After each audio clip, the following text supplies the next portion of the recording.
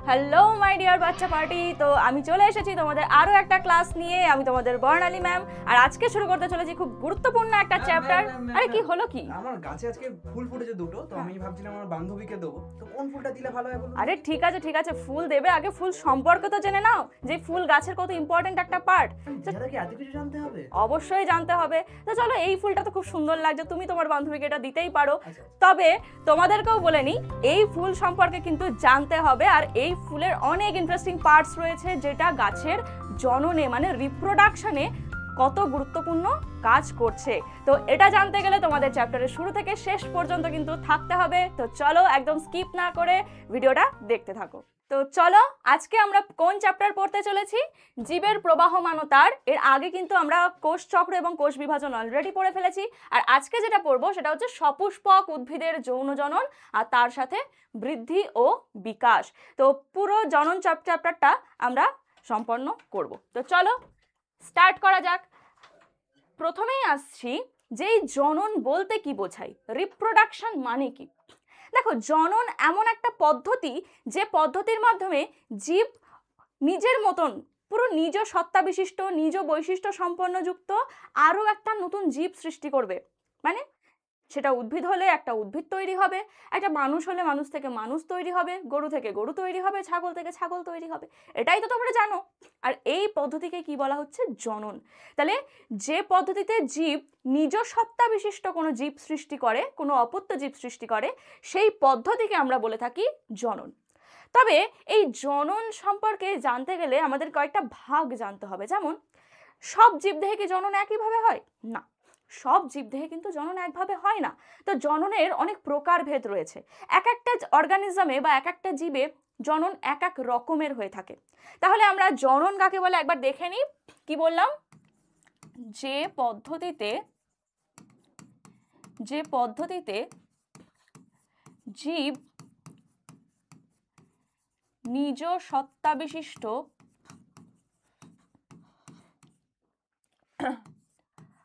অপত্য জীব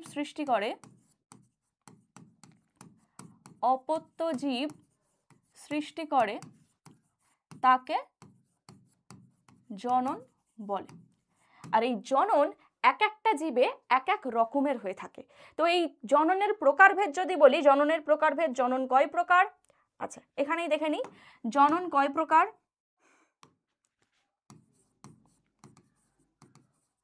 জনন মূলত 3 প্রকার। কি কি? একটা হচ্ছে অঙ্গজ জনন, একটা হচ্ছে অযৌন জনন, আর একটা হচ্ছে যৌন জনন। তো যেখানে তোমাদের সিলেবাসে অনলি অযৌন জনন এবং যৌন জনন সম্পর্কে পড়তে হবে। তাহলে অঙ্গজ জননটা কি? আমি জাস্ট একটা জেনারেল নলেজ তোমাদের দিয়ে রাখি, এই 3টে জনন বলতে কি বোঝায়। অঙ্গজ জনন হচ্ছে অঙ্গ কথাটা আসছে। তাহলে কোনো জীব যদি তার নিজের অঙ্গের কোনো পার্ট থেকে নতুন জীব বানিয়ে ফেলে, বুঝতে পারছো? কোনো আদার্স কাউকে লাগছে না, তার বডির কোনো পার্টস থেকে আবার নতুন একটা জীব সৃষ্টি হয়ে যাচ্ছে, এই ধরনের জননকে বলা হচ্ছে অঙ্গজ জনন। মানে তুমি ধরো একটা গাছের একটা ডাল কেটে এনে লাগিয়ে দিলে সেই ডাল থেকে নতুন গাছ হয়ে গেল, এটা কি হলো? ভেজিটেটিভ রিপ্রোডাকশন, মানে অঙ্গজ জনন। বোঝা গেল?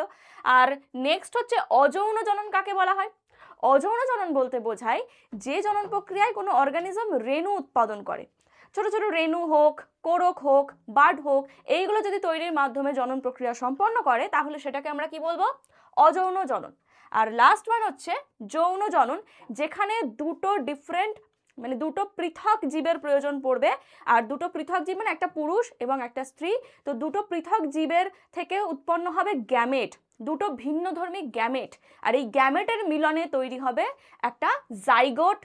সেই জাইগোট থেকে একটা নতুন অপত্য জীব কিন্তু সৃষ্টি হবে। এটাকেই আমরা কি বলছি? যৌন জনন। তাহলে এখানেও আমরা কি দেখলাম? একটা জীবের প্রয়োজন, অঙ্গজ জননে তার বডির থেকেই হয়ে যাচ্ছে একটা নতুন জীব। অযৌন জনন, এখানেও একটা প্রজাতি মানে একটা জীব থেকেই আর নতুন জীব সৃষ্টি হচ্ছে। কিন্তু যৌন জননে আমাদের দুটো জীব লাগছে, যেখান থেকে একটা নতুন জীব সৃষ্টি হবে। তো এই সমস্ত পার্টসগুলো আমরা দেখবো। তো জনন বলতে কি বোঝায় এটা তো বোঝা গেছে। তাহলে এবার একটু আমরা জেনে নিই এই জনন করা দরকার কি, তাই না? জননের গুরুত্ব কি, কেন আমরা পড়বো ম্যাম জনন? জনন কি কাজে হেল্প করছে আমাদের? দেখো জনন তো অনেক কাজে হেল্প করছে। ফার্স্ট রয়েছে কি বংশবৃদ্ধি ও অস্তিত্ব রক্ষা। যদি যে কোনো জীব ধরো সে জনন করলো না, নতুন অপত্য সৃষ্টি করছে না, তাহলে একসময় তারা তো মারা যাবে। তাহলে সেই জীবের অস্তিত্ব রক্ষা করবে কে, তাই না? আমরা একসময় মারা যাব। তাহলে প্রত্যেকে যদি অপত্য সন্তান তৈরি না হয় তাহলে কি হয়ে যাবে, ওই জীবটাই ধ্বংস হয়ে যাবে, সেই জীবের কোনো অস্তিত্বই থাকবে না পৃথিবীতে। তাহলে জীবের অস্তিত্ব বজায় রাখার জন্য এবং বংশ বিস্তার করার জন্য, নিজের বংশকে এগিয়ে নিয়ে যাওয়ার জন্য জনন কিন্তু প্রয়োজনীয়। তো এটা চলে গেল আমাদের ফার্স্ট পয়েন্ট। নেক্সট বলছে বাস্তুতান্ত্রিক ভারসাম্য রক্ষা। দেখো প্রত্যেকটা জীব জনন করছে বলেই কিন্তু বাস্তুতন্ত্র টিকে রয়েছে। বাস্তুতন্ত্র মানে কি ম্যাম? বাস্তুতন্ত্র মানে হচ্ছে একটা প্রকৃতি, আমার এই যে পরিবেশ, পরিবেশে তুমি তো একা নও, তুমি একা টিকে থাকতে পারতে পরিবেশে? না। পরিবেশে তুমি কার কার উপর ডিপেন্ডেন্ট? তুমি গাছেদের উপর ডিপেন্ডেন্ট। কেন না? গাছেরা আমাদের খাবার দেয়, সেখানে ফল তৈরি করে, সেই খাবার আমরা খাচ্ছি। তাহলে আমরা কাদের উপর ডিপেন্ডেন্ট? গাছেদের উপর ডিপেন্ডেন্ট। আচ্ছা আর কার উপর ডিপেন্ডেন্ট? আর কিছু না, প্রকৃতির ওপর, টেম্পারেচারের ওপর, সূর্যের আলোর ওপর। কারণ গাছ তো আবার সূর্যের আলোর ওপর ডিপেন্ডেন্ট। সূর্যের আলো না আসলে গাছ খাবারই তৈরি করতে পারবে না। সূর্যের আলো নিয়ে খাবার তৈরি করলো, এবার ওই উদ্ভিদকে অন্য কোনো খাদক খাচ্ছে, সেই খাদককে অপর কোনো খাদক খাচ্ছে। ধরো গাছকে কে খেলো, মানে গাছপালা খাচ্ছে হরিণ, সেই হরিণটাকে একটা বাঘ খাচ্ছে। তো গাছ খাবার তৈরি না করতে পারলে হরিণ টিকে থাকতে পারতো না, আর হরিণ টিকে থাকতে না পারলে বাঘ কাকে খাবে? তো বুঝতে পারছো প্রত্যেকটা জীব প্রত্যেকটা জীবের ওপর ডিপেন্ডেন্ট। আর একদম উৎপাদক মানে প্রথম যে জীবটা উদ্ভিদ, সে আবার প্রকৃতির ওপর ডিপেন্ডেন্ট, পরিবেশের ওপর ডিপেন্ডেন্ট। তার প্রপার আলো, টেম্পারেচার, এই সমস্ত কিছু দরকার, নিউট্রিশন, তো এগুলো সে প্রকৃতি থেকে পাচ্ছে। তাহলে প্রকৃতির সাথে জীবের যে সম্পর্ক, এটাকে বলা হয় বাস্তুতন্ত্র। আর এই বাস্তুতন্ত্র রক্ষা করতে গেলে প্রত্যেকটা জীবকে বংশবিস্তার তো করতেই হবে, কারণ জীবেদের বংশবিস্তার না হলে, উদ্ভিদের সংখ্যা না বাড়লে আমরা কোথা থেকে খাবার পাবো, তাই না? তাহলে বাস্তুতান্ত্রিক ভারসাম্য রক্ষাতেও কিন্তু জননের গুরুত্ব রয়েছে। নেক্সট চলে আসছে প্রকরণ সৃষ্টি। প্রকরণ বলতে কি বোঝায় ম্যাম? প্রকরণ বলতে বোঝায় ধরো এই যে ছোট ছোট ভ্যারিয়েশন, আমরা প্রত্যেকে তো মানুষ, তুমিও মানুষ, আমিও মানুষ, এখানে যারা রয়েছে সবাই মানুষ, কিন্তু তবু সবাইকে দেখতে আলাদা। কেন আলাদা? কারণ তাদের মধ্যে কিছু না কিছু ভ্যারিয়েশন তো রয়েছে। সবাই মানুষ কিন্তু সবাই দেখতে আলাদা, তাদের হাইট আলাদা, তাদের স্কিন কালার আলাদা, তাই না? তাহলে এই আলাদা আলাদা জিনিসগুলো কেন হচ্ছে? বা তোমার কাছে আশেপাশে তখন কুকুর রয়েছে অনেকগুলো, তো এই কুকুরটা একরকম হাইটের, তার গায়ের রং রেড কালার, কারোর গায়ের রং কালো, কারোর লোমের রং সাদা। এই ভ্যারিয়েশনগুলো কেন? কারণ তাদের মধ্যে জিনের ভ্যারিয়েশন আছে। জিন মানে ডিএনএ। এই ডিএনএর পরিবর্তনের জন্য কি হচ্ছে? প্রকরণ সৃষ্টি হচ্ছে। একটা জীব যখন মানে বংশ বিস্তার করছে, আমরা এর আগেই কোষ বিভাজন পড়ে এসেছি, তোমাদের নিশ্চয়ই খুব ভালো মনে আছে যে কোষ বিভাজনে, মিওসিস কোষ বিভাজনের সময় বলেছিলাম যে ক্রসিং ওভার হয়। যাদের যাদের মনে নেই ক্রসিং ওভার কি জিনিস, তারা প্রিভিয়াস ভিডিওটা দেখে আসতে পারো, সেখানে গেলে তোমাদের পুরো কনসেপ্ট ক্লিয়ার হয়ে যাবে। তো ওখানে গিয়ে দেখো যে মিওসিস কোষ বিভাজন কখন হয়? যখন উদ্ভিদ বা প্রাণী গ্যামেট বানায়, যৌন জননের সময় যখন গ্যামেট উৎপাদন করে তখন কিন্তু মিওসিস কোষ বিভাজন হয়। আর এই মিওসিস কোষ বিভাজনের সময় গ্যামেট তৈরির সময় কি হচ্ছে? ক্রসিং ওভার হচ্ছে। কার মধ্যে? ক্রোমোজোমের মধ্যে। ক্রোমোজোমের মধ্যে কি থাকে? ডিএনএ থাকে। আর সেই ডিএনএর মধ্যে থাকা বেস পেয়ারগুলো চেঞ্জ হয়ে যাচ্ছে ক্রসিং ওভারের জন্য। আর বেস পেয়ার চেঞ্জ হয়ে যাওয়া মানে জিনের পরিবর্তন। জিনের পরিবর্তন মানে নতুন বৈশিষ্ট্য আসছে। তো এই যে বাবা মার থেকে যে সন্তান তৈরি হয়, তারা কি হুবহু বাবা মায়ের মতন দেখতে হয়? না, ও কিছু টিভি সিরিয়ালে আর সিনেমাতেই সম্ভব, বাস্তবে কিন্তু সম্ভব না। তো সম্পূর্ণ বাবা মার মতন কিন্তু অপত্য সন্তানরা হয় না। কেন হয় না? কারণ বাবার মধ্যে যখন গ্যামেট তৈরি হচ্ছে সেখানেও ক্রসিং ওভার হচ্ছে, মায়ের মধ্যে যখন গ্যামেট উৎপাদন হচ্ছে সেখানেও মিওসিস কোষ বিভাজনে ক্রসিং ওভার হচ্ছে। আর এই ক্রসিং ওভার হওয়ার জন্য জিনগুলো উল্টো পাল্টা হয়ে যায়, তাদের শয্যারীতি চেঞ্জ হয়ে যায়। আর এই শয্যারীতি চেঞ্জ হয়ে যাওয়ার জন্য সন্তানের মধ্যে নতুন বৈশিষ্ট্য আসছে। তো এই যে প্রতিবার জননের মাধ্যমে নতুন নতুন বৈশিষ্ট্য জমা হতে হতে হতে অনেক হাজার হাজার বছর পর সেই জীবের মধ্যে দেখা যায় একটা বড় কোনো পরিবর্তন চলে এলো। এগুলোকেই বলা হচ্ছে পরিব্যক্তি বা প্রকরণ বা মিউটেশন, তো এগুলো কেন হচ্ছে? জননের জন্য হচ্ছে। বোঝা গেল? আর লাস্ট কি বলছে? বংশের ধারাবাহিকতা বজায় রাখা। এটা সেম অ্যাজ ফার্স্ট পয়েন্ট, যে বংশের ধারাবাহিকতা বজায় রাখা মানে জনন হচ্ছে মানে সেই বংশটা কন্টিনিউয়াসলি চলছে, তার ধারাবাহিকভাবে কন্টিনিউয়াসলি সেটা চলছে। তো এই কারণগুলোতে জনন কিন্তু খুবই গুরুত্বপূর্ণ। চলো এবার দেখে নিই এই যে ভাগ, তোমাদের যে দুটো পড়তে হবে সিলেবাসে কি কি রয়েছে। জননের দুটো পার্ট রয়েছে, একটা হচ্ছে অযৌন জনন আর একটা হচ্ছে যৌন জনন। তাহলে অযৌন জনন কাকে বলে? আমরা লিখব যে জনন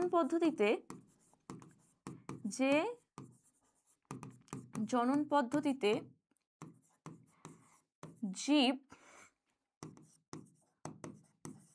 রেণু উৎপাদনের মাধ্যমে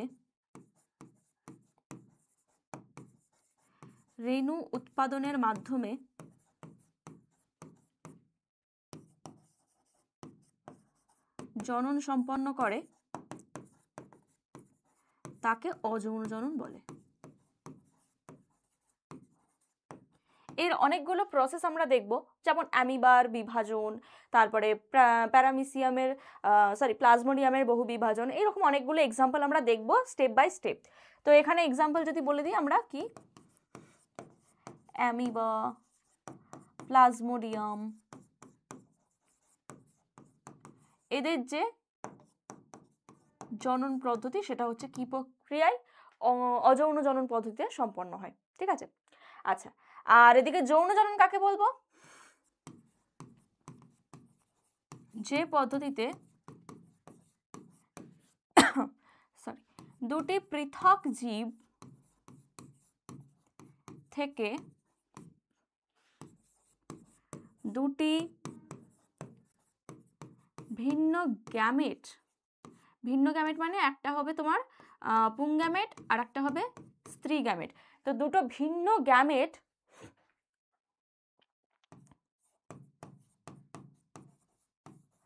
উৎপাদনের মাধ্যমে এবং গ্যামেটের মিলন ঘটিয়ে অপত্য উৎপাদনের প্রক্রিয়াকে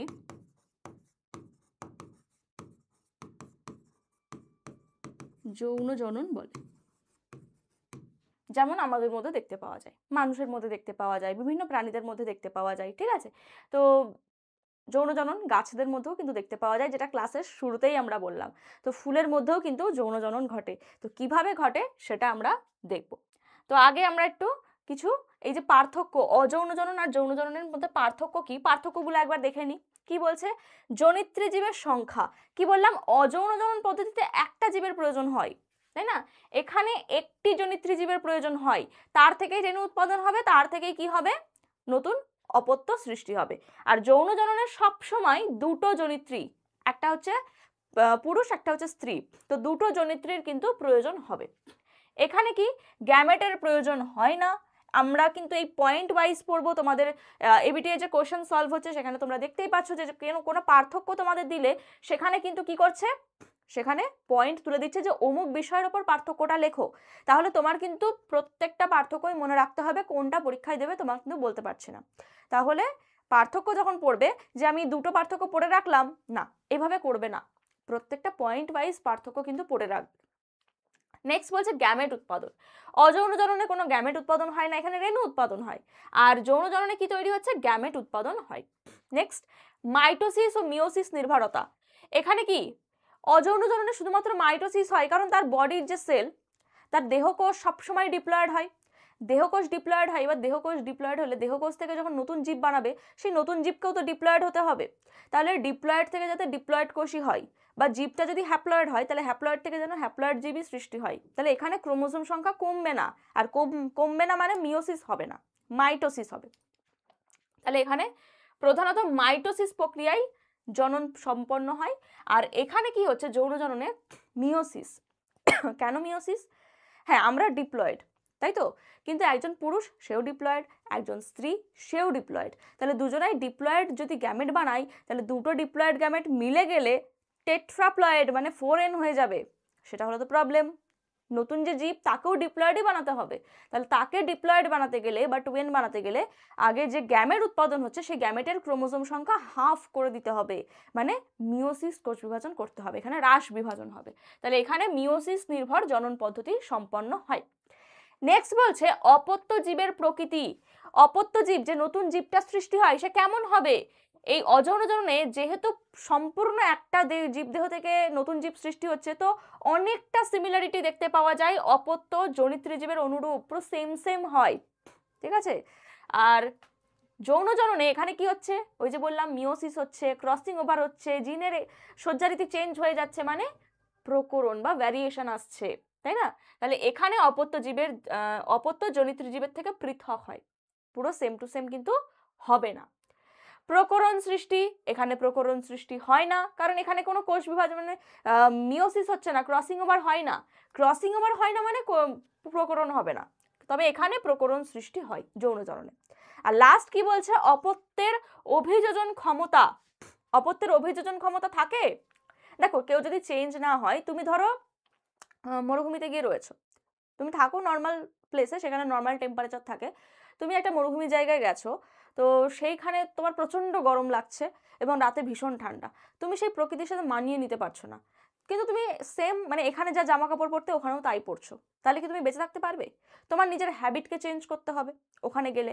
তাহলে নিজেকে চেঞ্জ করতে হবে, কোনো একটা নতুন জায়গায় নিজেকে মানিয়ে নিতে গেলে বা অভিযোজিত করতে গেলে নিজেকে চেঞ্জ করতে হয়, তাই না? তো এখানে অযৌন জননে কোনো চেঞ্জ হচ্ছে না, প্রকরণ সৃষ্টি হচ্ছে না, কোনো চেঞ্জ হচ্ছে না, কিন্তু পরিবেশটা চেঞ্জ হয়ে যাচ্ছে আস্তে আস্তে। তাহলে পরিবেশের সাথে মানিয়ে নেওয়ার ক্ষমতা কিন্তু এদের কম থাকে, অভিযোজন ক্ষমতা কম। আর এক্ষেত্রে যেহেতু নতুন নতুন প্রকরণ আসছে, সে কিন্তু পরিবেশের সাথে মানিয়ে নেওয়ার ক্ষমতাটা বেশি। বোঝা গেছে? তাহলে অযৌন জনন আর যৌন জননের পার্থক্যটা কি? এবার আমরা দেখে নিই অযৌন জনন পদ্ধতি। ফার্স্টেই চলে আসছে বিভাজন।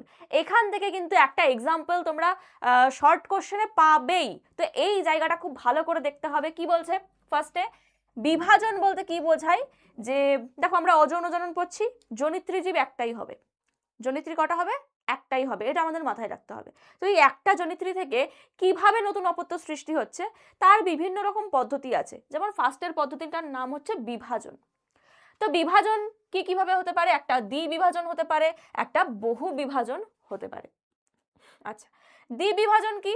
এই যে দেখতে পাচ্ছ, এটা একটা অ্যামিবা, ঠিক আছে।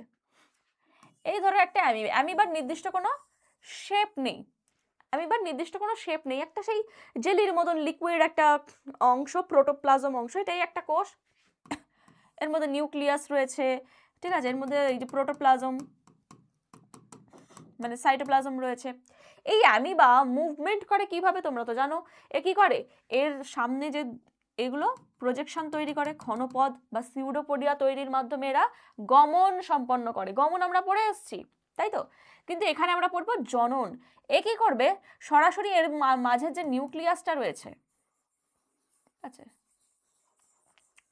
মাঝের যে নিউক্লিয়াসটা আছে, নিউক্লিয়াসটা আগে বিভাজন করে ফেললো, দুটো ভাগে ভাগ হয়ে গেল। নিউক্লিয়াসটা কি হচ্ছে, লম্বা হয়ে অটোমেটিক্যালি দুটো ভাগে ভাগ হয়ে যাবে।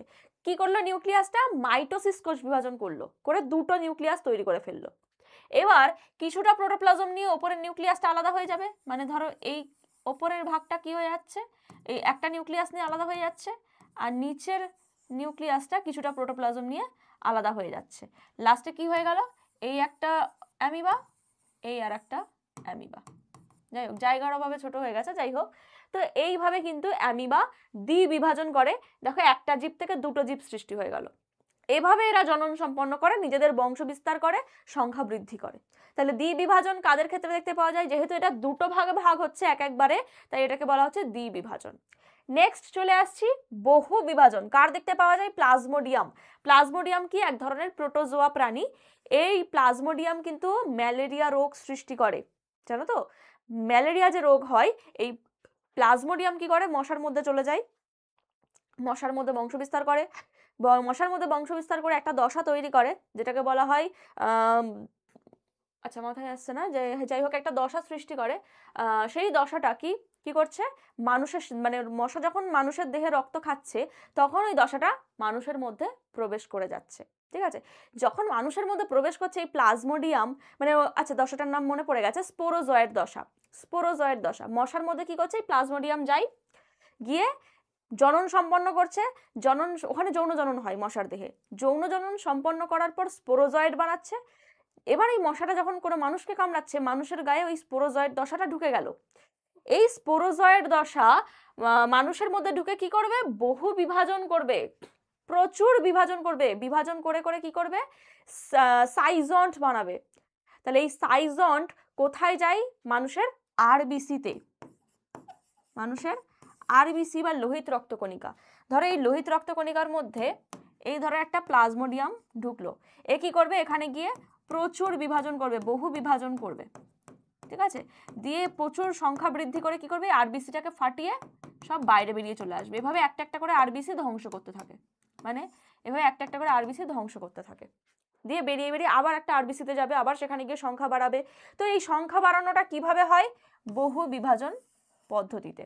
দেখো এই একটা প্লাজমোডিয়াম, এ কি করছে, ভাগ হয়ে গেল, এখানে প্লাজমোডিয়ামের এটা প্যারামিসিয়াম দিয়ে দিয়েছে, যাই হোক প্লাজমোডিয়ামটা কেমন হয় আমি বলে দিচ্ছি তোমাদের।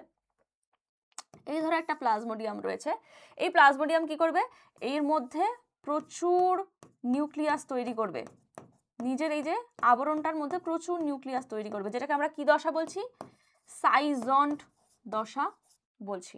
এই সাইজন্ট দশার মধ্যে যে এতগুলো নিউক্লিয়াস তৈরি হলো, এগুলোকে বলা হয় মেরোজয়েড। কি বলবো, মেরোজয়েড। তাহলে প্লাজমোডিয়াম কি ছিল, একটা কোষ ছিল, সে কি করলো, সে এরকম প্রচুর সংখ্যা বৃদ্ধি করলো, নিজেদের মানে মিওসিস করে করে নিজেদের প্রচুর সংখ্যা বৃদ্ধি করলো, সংখ্যা বৃদ্ধি করে কি তৈরি করছে, সাইজন্ট বানাচ্ছে, সাইজন্টের মধ্যে রয়েছে প্রচুর মেরোজয়েড। এই মেরোজয়েডগুলো পরবর্তীকালে কোথায় ঢুকছে, আরবিসির মধ্যে ঢুকছে, ঢুকে বহু বিভাজন পদ্ধতিতে বিভাজিত হচ্ছে, মানে এক একটা থেকে ধরো 8-10টা এরকম তৈরি হয়ে যাচ্ছে, তো বহু বিভাজন হয়। তাহলে বহু বিভাজন কার দেখতে পাওয়া যায়, তোমাদের কিন্তু জাস্ট এখান থেকে শর্ট কোশ্চেন আসবে, তোমাদের এখান থেকে এসএকিউ আসবে যে প্লাজমোডিয়াম বহু বিভাজন পদ্ধতিতে বিভাজন সম্পন্ন করে। নেক্সট, কোরকোদ্গম।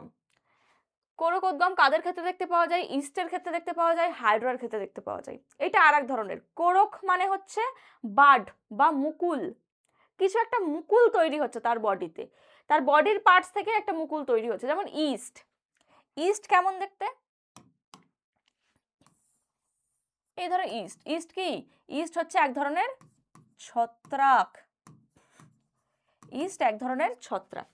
তাহলে এই ইস্ট কি করছে, এর মধ্যে নিউক্লিয়াস রয়েছে, এ পরবর্তীকালে কি করবে, এই নিউক্লিয়াসটাকে এরকম লম্বাটে আকৃতির ধারণ করে, লম্বাটে হয়ে যায় নিউক্লিয়াসটা, আর এটা কিন্তু রয়েছে। তারপরে কি হচ্ছে, পরবর্তীকালে এই নিউক্লিয়াসের কিছুটা অংশ ওখানে ভাগ হয়ে যাচ্ছে, আর নিউক্লিয়াসের কিছুটা অংশ এখানে ভাগ হয়ে যাচ্ছে, আর এই বাইরে প্রোটোপ্লাজমের মধ্যে একটা খাঁজ তৈরি হয়, মানে কেমন হবে, এই একটা খাঁজ তৈরি হলো, এই একটা তৈরি হলো। তাহলে এই যে ওপরে অংশটা তৈরি হলো, কিছুটা প্রোটোপ্লাজম বৃদ্ধি পেয়ে একটা খাঁজ তৈরি করেছে, আর এই নিউক্লিয়াস থেকে কিছুটা কেটে নিয়ে নিচ্ছে, ধরো দিয়ে কি তৈরি করবে, এই যে এই অংশটাকে, এটাকে আমরা কি বলছি, কোরক বা বাড। এই যে অংশটা, এটাকে বলছি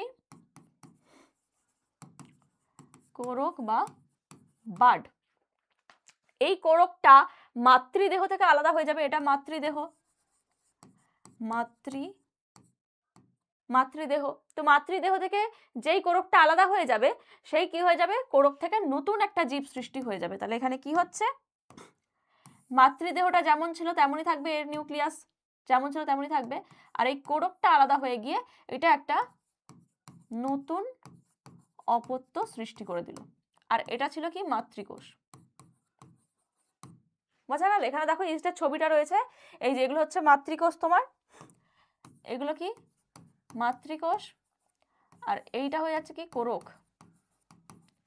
বোঝা গেল, তাহলে এই হচ্ছে এইভাবে ইস্ট কোরকোদ্গম পদ্ধতি, মানে এই যে কোরক সৃষ্টির মাধ্যমে অযৌন জনন পদ্ধতি সম্পন্ন করা, এটাকে বলা হচ্ছে কোরকোদ্গম পদ্ধতি। তাহলে কোরকোদ্গম কাদের ক্ষেত্রে দেখতে পাওয়া যায়, ইস্টের ক্ষেত্রে দেখতে পাওয়া যায়। আর একটাও দেখতে পাওয়া যায় হাইড্রার ক্ষেত্রে। হাইড্রা একটা জলজ প্রাণী, পুকুরে নদীতে বিভিন্ন জায়গায় তোমরা দেখতে পাবে।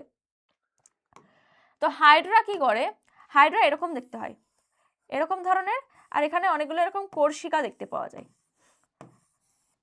কোর্শিকা এরকম দেখতে পাওয়া যায়। তো এই হাইড্রা কি করছে, হাইড্রা এই নিজের দেহের কিছুটা অংশ এই যে এখান থেকে কি হচ্ছে একটা প্রজেকশন বা উপবৃদ্ধি তৈরি হচ্ছে, সেই উপবৃদ্ধির মধ্যে এরকম ছোট ছোট কোষিকা তৈরি হয় এবং এইটাকে আমরা কি বলছি, কোরক। এটাকে কি বলছি, কোরক। তো এটা হচ্ছে মাতৃদেহ, এটা মাতৃদেহ। তো এখানেও কি হবে, মাতৃদেহ থেকে কোরকটা ডিফারেন্ট মানে ভাগ হয়ে যাবে, ভাগ হয়ে গিয়ে সৃষ্টি হবে কি, এই কোরকটা ধরো ভাগ হয়ে গেল, এ হয়ে গেল নতুন অপত্য, আর মাতৃদেহ সে এরকম ছিল। তাহলে এটা যেমন মাতৃদেহ ছিল মাতৃদেহই থাকবে, আর এটা হয়ে গেল কি নতুন ইন্ডিভিজুয়াল বা নতুন অপত্য।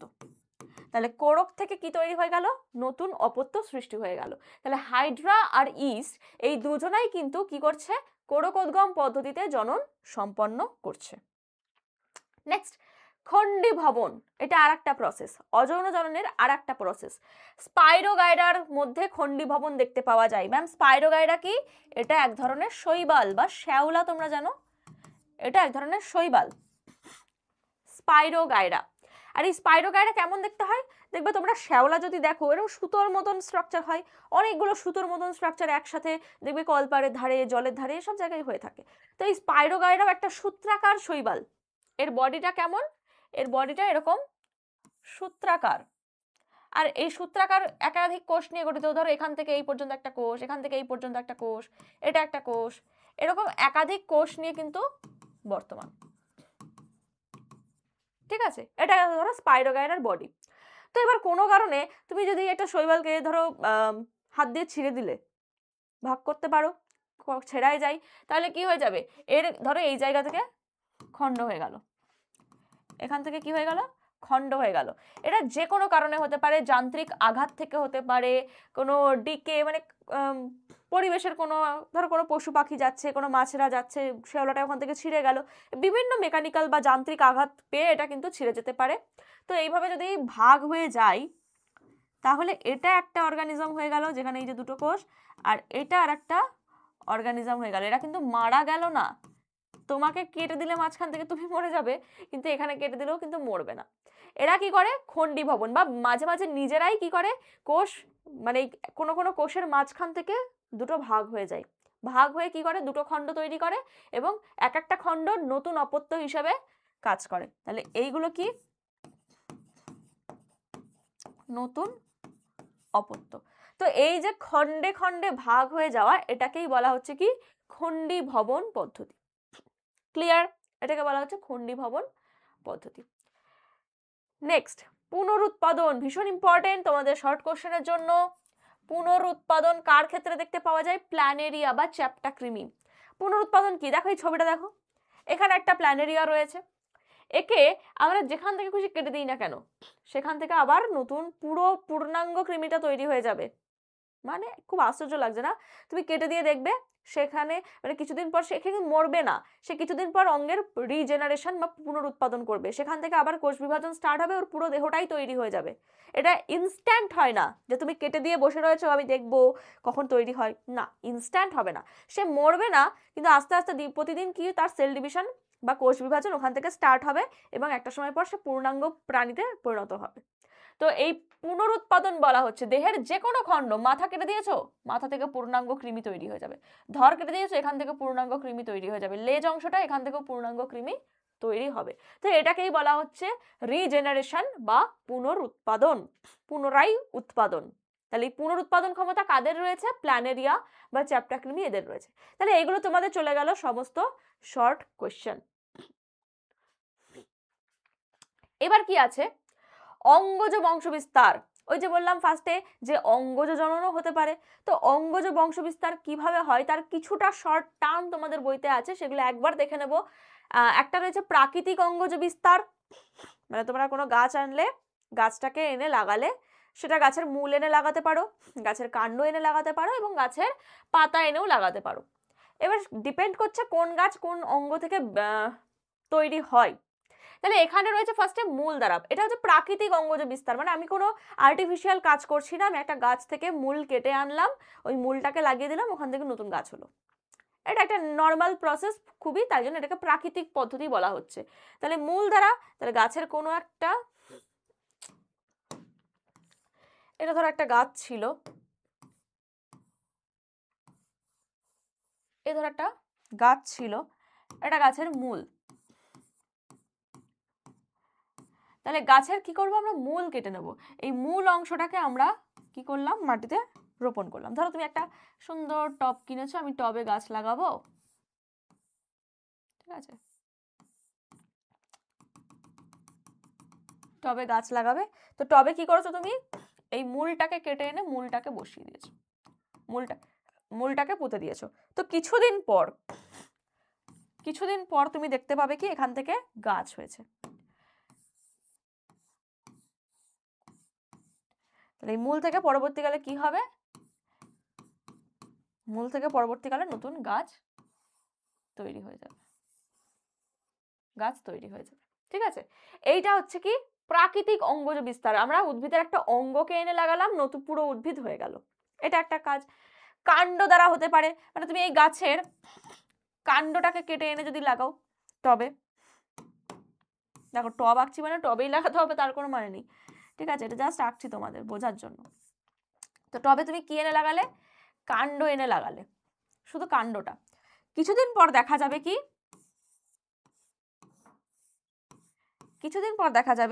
এই যে কাণ্ড ছিল, কাণ্ড থেকে পাতা তৈরি হবে, আর এদিকে নিচে মূল তৈরি হয়ে যাবে, পূর্ণাঙ্গ উদ্ভিদ সৃষ্টি হয়ে যাবে। এবার তোমরা বলবে ম্যাম যে কোনো গাছের কাণ্ড এনে লাগালেই গাছ হয়ে যাবে? না, সব গাছের হয় না। যেমন ধরো তুমি জবা গাছ, গোলাপ গাছ, এগুলো কাণ্ড ডাল কেটে এনে লাগাও, গাছ হয়ে যাবে, কিন্তু সব গাছ হবে না। আচ্ছা, পাতা দ্বারা কিছু গাছের, সব গাছের না, পাথরকুচি গাছ, পাতা এনে লাগাও তুমি, পাতার মধ্যেই পত্রমুকুল তৈরি হয়, সেখান থেকেই গাছ হয়ে যাবে, ঠিক আছে। তাহলে কিছু উদ্ভিদের আবার পাতা, তুমি জাস্ট পাতাকে রোপণ করলে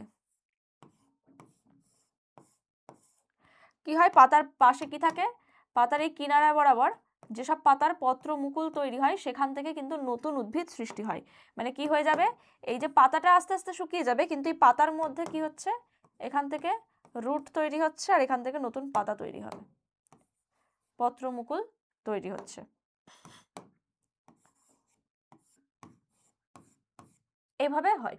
তাহলে এগুলো হচ্ছে সব প্রাকৃতিক অঙ্গের বিস্তার, আমরা জাস্ট কিছুই করিনি। কোনো গাছে যেগুলো মূল থেকে গাছ হয় সেই গাছের মূল লাগিয়েছি, গাছ হয়ে গেছে। যে গাছের কাণ্ড থেকে গাছ হয় সেগুলো কাণ্ড এনে লাগিয়েছি, গাছ হয়ে গেছে। কিছু গাছের পাতা থেকেও গাছ হয়, এগুলো গেল প্রাকৃতিক অঙ্গজ বিস্তার। কিন্তু কৃত্রিমভাবেও গাছ উৎপাদন করা যেতে পারে। কিভাবে কিভাবে করা যেতে পারে? এক হচ্ছে কাটিং, এক হচ্ছে গ্রাফটিং, আর একটা হচ্ছে মাইক্রো প্রপাগেশন,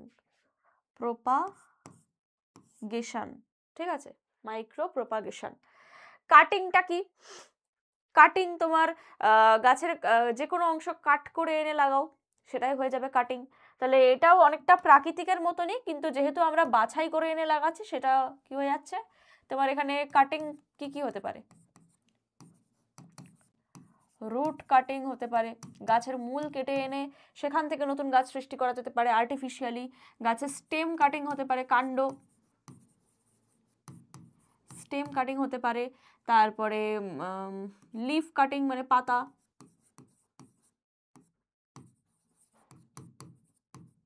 ঠিক আছে, লিফ কাটিং হতে পারে, লিফ লিখি এটা,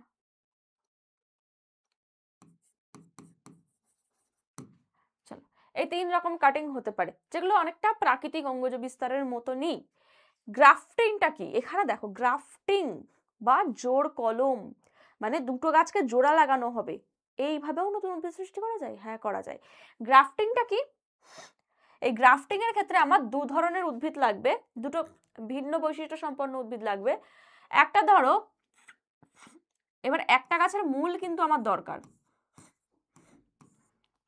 এমন একটা গাছ লাগবে যার মূল সহ কিছুটা স্টেম রয়েছে,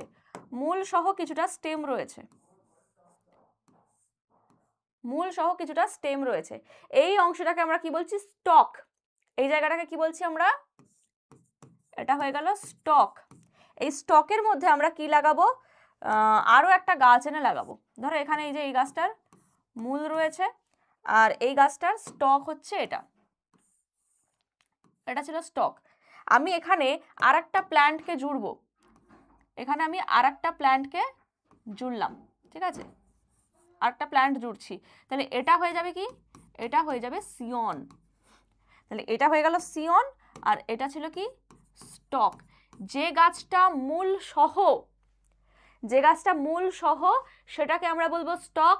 আর এই স্টকের সাথে নতুন যে উদ্ভিদটাকে আমরা এনে লাগাচ্ছি, সেটা উদ্ভিদের কাণ্ড হতে পারে, পাতা হতে পারে, কাণ্ডই হতে হবে, তাহলেই সেটাকে আমরা কি বলছি, সিয়ন। তো এরা জোড়া লাগবে কি করে? তুমি যদি একটা গাছকে এনে আর একটা গাছের সাথে এভাবে রেখে দাও, জোড়া লেগে যাবে? কখনো না। তো গাছের দেখবে কিছুটা অংশ বাইরের যে মৃত ছাল থাকে, সেই মৃত ছালটাকে তুলে ফেলা হয়। তুলে ফেললে ভেতরে একটা রসালো অংশ দেখতে পাওয়া যায়, যার মধ্যে জাইলেম ফ্লেম কোষ থাকে। তোমরা এখন হয়তো অতটা বুঝবে না। গাছের ভেতরে যে কলা কোষ থাকে, সেই কলা কোষগুলো যাতে দুটো গাছের কলা কোষ যাতে টাচ করে থাকে, তাহলে কি হবে, সেখান থেকে কোষ বিভাজন হয়ে রিপেয়ারিং হবে, দিয়ে দুটো জোড়া লেগে যাবে। তো এই দুটো গাছের কাণ্ডের ভেতরের অংশ, মানে যেটাকে বলা হয় ক্যাম্বিয়াম বা স্টিলি রিজিয়ান, ওই স্টিলি রিজিয়ানটা যাতে একসাথে থাকে, তারপরে সেটাকে বাইরে থেকে ভালো করে প্লাস্টিক পেঁচিয়ে বা টেপ লাগিয়ে দেওয়া হয়, যাতে কিছুদিন পর টেপটা খুললে দেখা যাবে ওই দুটো জোড়া লেগে গেছে, বাইরে মৃত কোষ তৈরি হয়ে গেছে, বার্ক তৈরি হয়ে গেছে, ছাল তৈরি হয়ে গেছে, এবং এখান থেকে গাছ বৃদ্ধি পেতেও শুরু করেছে। তো এইভাবে এটাকে বলা হচ্ছে গ্রাফটিং। দুটো পৃথক গাছকে জোড়া লাগানো হলো। আর এই গ্রাফটিং এখানে কি কোশ্চেন তোমরা পেতে পারো, যে সিয়ন আর স্টক কাকে বলে। ক্লিয়ার? নেক্সট হয়ে যাচ্ছে মাইক্রো প্রোপাগেশন। এটা খুব একটা আধুনিক প্রসেস।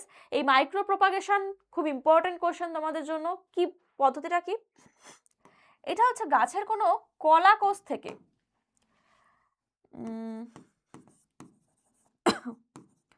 উদ্ভিদের কোষপুঞ্জ বা কলা কোষ থেকে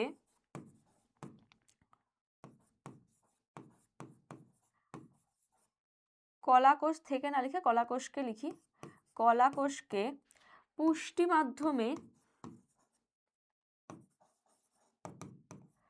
কর্ষণ পদ্ধতিতে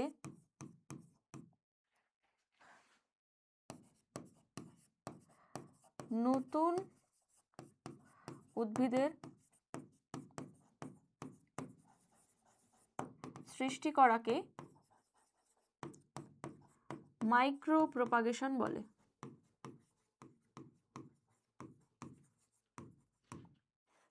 পুষ্টি মাধ্যমে রেখে লিখি, পুষ্টি মাধ্যমে রেখে কর্ষণ পদ্ধতিতে নতুন উদ্ভিদের সৃষ্টি করাকে কি বলছি, মাইক্রো প্রোপাগেশন। মানে কি ম্যাম, বুঝলামই না বিষয়টা কি। এটা হচ্ছে, ধরো উদ্ভিদের কলা কোষ কোথায় থাকে, কাণ্ডের কোষ হতে পারে, সেটা পাতার কোষ হতে পারে। দেখো একটা জীব সব তো কোষ নিয়েই গঠিত, আমরা কোষ পড়েছি তো এর আগে 9-এ, কোষ পড়ে এসেছি, কোষ বিভাজন পড়ে এসেছি। তো যে কোনো জীবদেহ এক বা একাধিক কোষ নিয়ে গঠিত। তাহলে উদ্ভিদের পাতার মধ্যে কি আছে, পাতার মধ্যে কোষ আছে, হ্যাঁ পাতার মধ্যেও কোষ আছে। তারপরে উদ্ভিদের কাণ্ডের মধ্যেও প্রচুর কোষ আছে। আর একাধিক কোষকে আমরা একত্রে বলি কলা বা কেলাস টিস্যু, এগুলো বলতে পারি। তো উদ্ভিদের কোনো কোষ কলা মানে বুঝতেই পারছো কত ছোট অংশ, সেটা নিশ্চয়ই আমি মাটিতে পুঁতে লাগাবো না। তাহলে এটাকে আমার ল্যাবে কালচার করতে হবে, ওই কোষ কলাকে কিভাবে বৃদ্ধি পাওয়ানো যেতে পারে। তো ল্যাবে আমরা কি করব, একটা পুষ্টি মাধ্যম, দেখো গাছ গ্রো করতে গেলে বা কোষকে বিভাজিত হতে হলে পুষ্টি দরকার, আর সেই পুষ্টি মাধ্যমে রেখে ওই কোষগুলোর বিভাজন ঘটাচ্ছি। কোষগুলো বিভাজন হচ্ছে, কোষ বিভাজন হয়ে হয়ে একটা সময় পর কি তৈরি হয়ে যাবে, একটা ভ্রূণ বা এমব্রয়েড তৈরি হয়ে যাবে। ওই এমব্রয়েড থেকে পরে দেখা যাচ্ছে কি চারা গাছ তৈরি হলো, ওখান থেকে মূল তৈরি হলো, একটা ছোট্ট প্ল্যান্টলেট তৈরি হলো। সেই প্ল্যান্টলেটটাকে এবার আমরা মাটিতে বসালাম, সেখান থেকে নতুন গাছ তৈরি হয়ে গেল। এই যে প্রসেসটা, এই প্রসেসটাকেই আমরা কি বলছি, এই প্রসেসটাকে আমরা বলছি মাইক্রো প্রোপাগেশন। ঠিক আছে, মাইক্রো প্রোপাগেশন। তাহলে ধাপগুলো আমি লিখে দিই, এখানটায় এই সাইডে লিখে দিচ্ছি। মাইক্রো প্রোপাগেশনের ধাপ কি কি হবে। ফার্স্টে হবে এক্সপ্ল্যান্ট নির্বাচন। এক্সপ্ল্যান্ট, এক্স মানে কে, আগে ছিল, এক্স মানে আগে ছিল। তোমাদের নিজেদের এক্স এর কথা ভেবো না, তোমরা অনেক ছোট। যাই হোক, এক্স মানে কি আগের যে প্ল্যান্ট, তাহলে এক্সপ্ল্যান্ট নির্বাচন। ফার্স্টে কি হয়ে যাবে, যে গাছের আমি কলা কোষ নেব সেই গাছটাকে আমি বাছলাম, এক্সপ্ল্যান্ট নির্বাচন। নির্বাচন করার পর কর্ষণ মাধ্যমে এক্সপ্ল্যান্ট, মানে এক্সপ্ল্যান্ট থেকে আমরা কি নিয়েছি, পুরো প্ল্যান্টটাকে তো নিয়ে কিছু কোষ কলা নিয়েছি, তাহলে এক্সপ্ল্যান্ট নির্বাচন করে তার কলা কোষকে পৃথক করা হলো। তাহলে এক্সপ্ল্যান্টের কলা কোষকে কর্ষণ মাধ্যমে বা পুষ্টি মাধ্যমে রাখা হলো, ঠিক আছে, রাখা হলো। এখানে কি হচ্ছে, এই পুষ্টি মাধ্যমে যখন কোষগুলোকে আমরা রাখবো, পুষ্টি মাধ্যমে কোষগুলো রাখলে কি হবে, কোষগুলো বিভাজন করবে, পুষ্টি পাচ্ছে, কোষ বিভাজন করবে, তো বিভাজন করে পরে কি তৈরি করে, এমব্রয়েড তৈরি করে, এমব্রয়েড বা ভ্রূণ তৈরি করবে, ঠিক আছে, এমব্রয়েড বা ভ্রূণ তৈরি হবে, মানে জাইগোট তৈরি হবে। এই ভ্রূণ থেকে পরবর্তীকালে কি তৈরি হবে, ভ্রূণ থেকে চারা গাছ তৈরি হবে, মানে এটাকে আমরা কি বলবো, প্ল্যান্টলেট। ছোট চারা গাছকে আমরা কি বলবো, প্ল্যান্টলেট। ছোট চারা গাছকে কি বলছি, প্ল্যান্টলেট। এই প্ল্যান্টলেটকে পরে আমরা মাটিতে রোপণ করব, মাটিতে রোপণ করব। বোঝা গেল? এই হয়ে গেল মাইক্রো প্রপাগেশনের ধাপগুলো। ক্লিয়ার? আচ্ছা, তাহলে এই পদ্ধতিগুলো ছিল কি আমাদের কৃত্রিম অঙ্গজ বিস্তার, মানে উদ্ভিদের অঙ্গ থেকেই করলাম, অঙ্গের পার্ট থেকেই করলাম। দেখো এই যে কোষ কলা, এটা তো উদ্ভিদের একটা অঙ্গের পার্ট। তারপরে গ্রাফটিং, দুটো উদ্ভিদের ভিন্ন পার্ট। তাহলে এগুলো কি হয়ে গেল, কৃত্রিম অঙ্গজ বিস্তার। নেক্সট, যৌনক্রম, খুব খুব ইম্পর্টেন্ট একটা টার্ম। যৌনক্রম কি, ফার্স্টেই বলে দিই, যৌনক্রম বলতে এটাই বোঝায় যেখানে অল্টারনেশন অফ জেনারেশন। অল্টারনেশন মানে কি, পরিবর্তন হচ্ছে। কিসের পরিবর্তন হচ্ছে, জেনারেশনের পরিবর্তন হচ্ছে। জেনারেশন মানে কি ম্যাম, দেখো আমরা কি ডিপ্লয়েড, তাই তো, আমাদের প্রত্যেকটা মানে যত মানুষ রয়েছে প্রত্যেকটা মানুষ ডিপ্লয়েড। এবার আমি যদি বলি না মানুষ দু ধরনের হয়, কিছু মানুষ হয় হ্যাপ্লয়েড, কিছু মানুষ হয় ডিপ্লয়েড, বিশ্বাস করবে? বলো এরকম তো হয় না ম্যাম, আমি কেন বিশ্বাস করব? কিন্তু উদ্ভিদরা হয়, জানো তো, উদ্ভিদ হয়, একই প্রজাতির উদ্ভিদ, কিন্তু কিছু আছে হ্যাপ্লয়েড দশা, কিছু আছে ডিপ্লয়েড দশা। তুমি বাইরে থেকে দেখে বুঝতে পারছো না, কিন্তু ওদের মধ্যে দু ধরনের দশা দেখতে পাওয়া যায়। আর এই দু ধরনের দশা দেখতে পাওয়া যায়, এই দু ধরনের দশার মাধ্যমে যে লাইফ সাইকেল বা জীবনচক্র সম্পন্ন হচ্ছে সেটাকে আমরা কি বলছি, যৌনক্রম। কার ক্ষেত্রে দেখতে পাওয়া যায়, ফার্নের ক্ষেত্রে দেখতে পাওয়া যায়। তাহলে কি হয় ফার্নের যৌনক্রমে, এখানে দেখতে পাচ্ছ, মানে এদের যৌনক্রম মানে কি দু ধরনের দশা দেখতে পাওয়া যায়। একটা হচ্ছে তোমার রেণুধর দশা, যেটা কি হয়, ডিপ্লয়েড হয়। এই রেণুধর দশা মানে এই রেণুধর একটা এক ধরনের উদ্ভিদ হয়, রেণুধর উদ্ভিদ, টেরিডোফাইটের, মানে ওই ফার্নের। তো ফার্ন হচ্ছে রেণুধর উদ্ভিদ যার প্রত্যেকটা কোষ কি প্রকৃতির, ডিপ্লয়েড প্রকৃতির। তাহলে রেণুধর দশা হলো, এই রেণুধর দশা থেকে রেণু তৈরি হয়, সেই রেণুগুলো যখন অঙ্কুরিত হয়ে নতুন গাছ বানাচ্ছে, সেই নতুন গাছটা দেখা যাচ্ছে হ্যাপ্লয়েড হচ্ছে, মানে সেই গাছটাকে আমরা বলবো আবার লিঙ্গধর উদ্ভিদ। লিঙ্গধর উদ্ভিদ, লিঙ্গধর উদ্ভিদ সবসময় হ্যাপ্লয়েড হয়। এবার বাইরে থেকে দেখে তুমি বুঝতে পারছো না যে কোনটা হ্যাপ্লয়েড কোনটা ডিপ্লয়েড, কিন্তু এদের ক্রোমোজোম স্টাডি করলে বোঝা যাবে যে এদের কিন্তু এরকম ভিন্ন দশা হয়। তাহলে যৌনক্রমটা কিভাবে ঘটে আমরা দেখে নিই। শুরু করব কি, একটা ম্যাচিওর স্পোরোফাইট, মানে একটা রেণুধর উদ্ভিদ থেকে। এটা ভালো করে দেখো, ওটা ঠিক আছে, ভালো করে দেখো। এই যে উদ্ভিদটা, এই উদ্ভিদটা কি প্রকৃতির, ডিপ্লয়েড প্রকৃতির, মানে এর প্রত্যেকটা কোষ কি ডিপ্লয়েড প্রকৃতির। এবার এর মধ্যে থাকা কোষগুলো কিভাবে বিভাজন করবে, এই পাতার নিচে কি থাকে, সোরাস। সোরাস মানে কি, এই ধরো ফার্নের যে পাতা, ফার্নের এই যে পাতা হয়, পাতার উল্টো দিকটাই, মানে এই পেছন দিকটাই যদি আমরা দেখাই,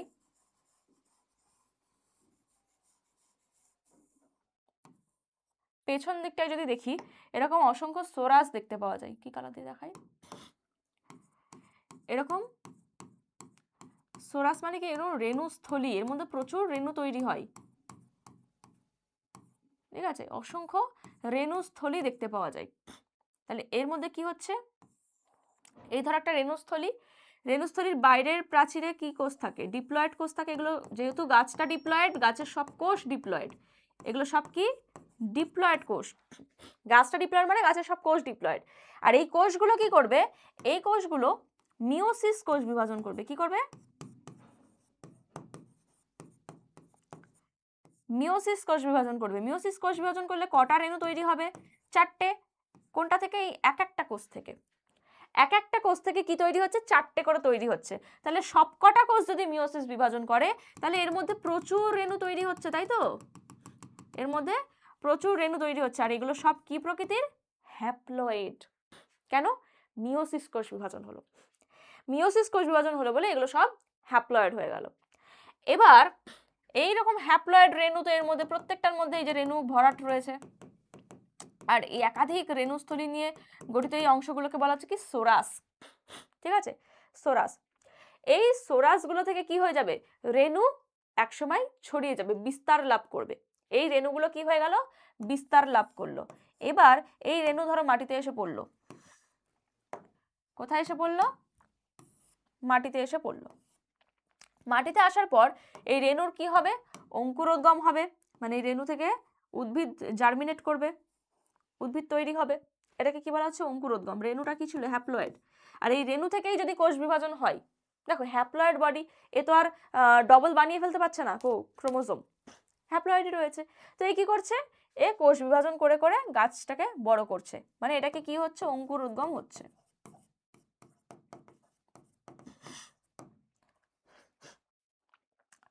অঙ্কুরোদ্গম হওয়ার পর কি হচ্ছে? এই গাছটা তৈরি হলো। এই যে গাছটা তৈরি হলো এটাকে আমরা কি বলবো? এটাকে বলবো লিঙ্গধর দশা। লিঙ্গধর দশা। এখানে যে উদ্ভিদটা তৈরি হলো এই উদ্ভিদটা কি?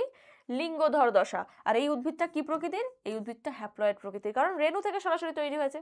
তো রেণু থেকে এরকম দু ধরনের উদ্ভিদ তৈরি হতে পারে, স্ত্রী হতে পারে, পুরুষও হতে পারে। তাহলে এখান থেকে দু ধরনের লিঙ্গধর উদ্ভিদ সৃষ্টি হতে পারে। আমি সাইনটা দিয়ে বোঝাচ্ছি। একটা পুরুষ হতে পারে, পুরুষের সাইন হচ্ছে এই যে গোলের মাথায় তীর, আর স্ত্রীর সাইন হচ্ছে গোলের নিচে প্লাস।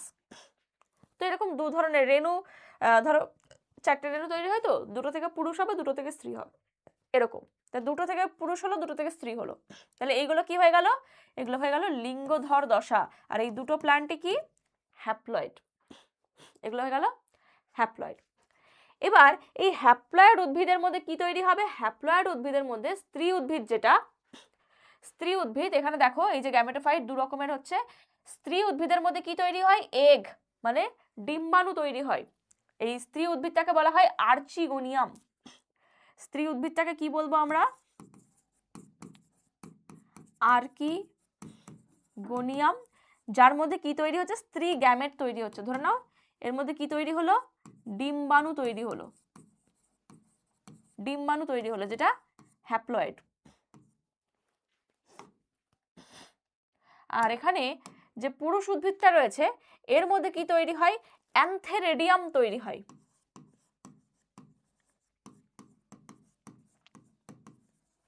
এই অ্যান্থেরেডিয়ামের মধ্যে কি তৈরি হচ্ছে? অ্যান্থেরোজয়েড বা অনেক এরকম স্পার্ম তৈরি হচ্ছে, শুক্রাণু। এগুলোও হ্যাপ্লয়েড। তাহলে এই হ্যাপ্লয়েড আর এই হ্যাপ্লয়েড মিলিত হয়ে কি তৈরি করছে? আবার ডিপ্লয়েড স্পোরোফাইট উদ্ভিদ বানাচ্ছে, মানে আবার রেণুধর উদ্ভিদ বানাচ্ছে। বোঝা গেল? তাহলে এটাকেই বলছি ফার্নের জনুক্রম। এইভাবে অল্টারনেশন অফ জেনারেশন চলছে, একবার হ্যাপ্লয়েড দশা, একবার ডিপ্লয়েড দশা, একবার হ্যাপ্লয়েড দশা, একবার ডিপ্লয়েড দশা। তাহলে কি কি বললাম? ছবিটা আরেকবার দেখে নাও। এটা হচ্ছে একটা রেণুধর উদ্ভিদ যার প্রত্যেকটা কোষ ডিপ্লয়েড। এই ডিপ্লয়েড কোষগুলোর মধ্যে পাতার নিচে কি থাকছে? অসংখ্য রেণুস্থলী বর্তমান। সেই রেণুস্থলীগুলোকে একত্রে বলা হচ্ছে সোরাস। এর মধ্যে কি? মিওসিস প্রক্রিয়ায় কোষ বিভাজন হয়ে রেণু তৈরি হয়, তাই রেণুগুলো কি হয়ে যাচ্ছে? হ্যাপ্লয়েড হয়ে যাচ্ছে। এই হ্যাপ্লয়েড রেণু পরবর্তীকালে পরিবেশে ছড়িয়ে যাচ্ছে, বিস্তার লাভ করছে। বিস্তার লাভ করার পর এই রেণু কি করছে? অঙ্কুরোদ্গম করছে। অঙ্কুরোদ্গম করে কি তৈরি করলো? গ্যামেটোফাইট বা লিঙ্গধর উদ্ভিদ সৃষ্টি করলো। দু রকমের লিঙ্গধর উদ্ভিদ সৃষ্টি হয়, একটা হচ্ছে স্ত্রীলিঙ্গধর, একটা হচ্ছে পুংলিঙ্গধর। স্ত্রীলিঙ্গধরের মধ্যে আর্চিগোনিয়াম বলে একটা অঙ্গ তৈরি হয়। যেমন তোমরা বললাম না রেণুস্থলী, রেণুস্থলীর মধ্যে রেণু তৈরি হয়, আর্চিগোনিয়ামের মধ্যে এগ তৈরি হয়। তো এরকম, তো এর মধ্যে ডিম্বাণু তৈরি হলো। আর এদিকে যেটা পুংলিঙ্গধর উদ্ভিদ ছিল, পুংলিঙ্গধর উদ্ভিদের মধ্যে কি তৈরি হলো, স্পার্ম বা শুক্রাণু তৈরি হলো। এবার এই শুক্রাণু ডিম্বাণুর সাথে মিলিত হয়ে মানে নিষেক প্রক্রিয়া সম্পন্ন করে কি তো বানালো, জাইগোট বানালো। জাইগোট কি হয়ে যাবে, যেহেতু এই দুটোই হ্যাপ্লয়েড ছিল, দুটো হ্যাপ্লয়েড মিলে ডিপ্লয়েড জাইগোট তৈরি হলো। এটা কি ডিপ্লয়েড জাইগোট। এই ডিপ্লয়েড জাইগোট আবার জার্মিনেট করে নতুন যে উদ্ভিদ বানাচ্ছে সেটা কি হয়ে যাচ্ছে, ডিপ্লয়েড রেণুধর উদ্ভিদ তৈরি হয়ে যাচ্ছে। এইভাবে এদের জনুক্রম চলে। এটা কিন্তু তোমাদের পরীক্ষার জন্য ভীষণ ইম্পর্টেন্ট। ফার্নের এই মানে জনুক্রমের যে চিত্রটা, এটা কিন্তু খুব ভালো করে মুখস্থ করে রাখবে। আর এটা কিন্তু ভালো মানে 3 মার্কসে তোমাদের আসতে পারে, ঠিক আছে। এটা গেল জনন চ্যাপ্টার তোমাদের। এবার এরপর যেটা আছে সপুষ্পক উদ্ভিদের যৌন জনন, খুব খুব খুব ইম্পর্টেন্ট। সপুষ্পক উদ্ভিদ কিভাবে জনন করে এটা আমাদের ডিটেলে পড়তে হবে, ঠিক আছে। এটা একটু আমাদের ডিটেলে পড়তে হবে। তাহলে জনন জিনিসটা কি, জনন কোন কোন জীব কিভাবে করতে পারে, এই জিনিসগুলো আমরা একটা বেসিক আইডিয়া কিন্তু পেয়ে গেছি। এবার যদি বলি সপুষ্পক উদ্ভিদ, সপুষ্পকে কতগুলো প দিয়েছে, সপুষ্পক উদ্ভিদের জনন অঙ্গ কি, ফুল। সপুষ্পক উদ্ভিদের জনন অঙ্গ কি, ফুল। তাহলে ফুলকে কি বলা হচ্ছে, উদ্ভিদের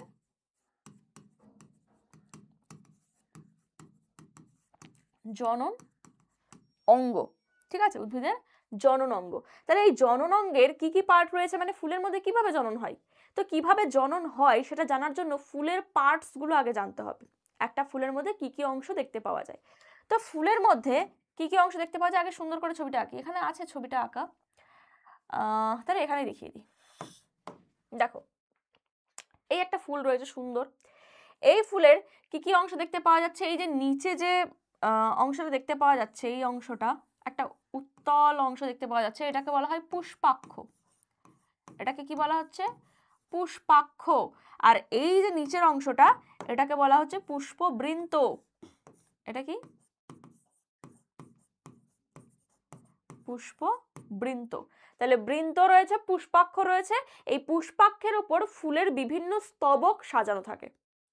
ফুলের কি কি স্তবক থাকে, ফুলের 4টি স্তবক বর্তমান। এক হচ্ছে বৃতি, প্রথম স্তবক কি, এই যে বৃতি। বৃতির পর কি রয়েছে, পাপড়ি রয়েছে, সুন্দর পাপড়ি দেখতে পাচ্ছি আমরা।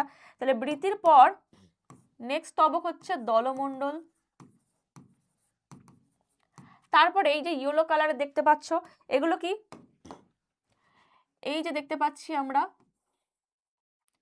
এটাকে বলছি পুংস্তবক।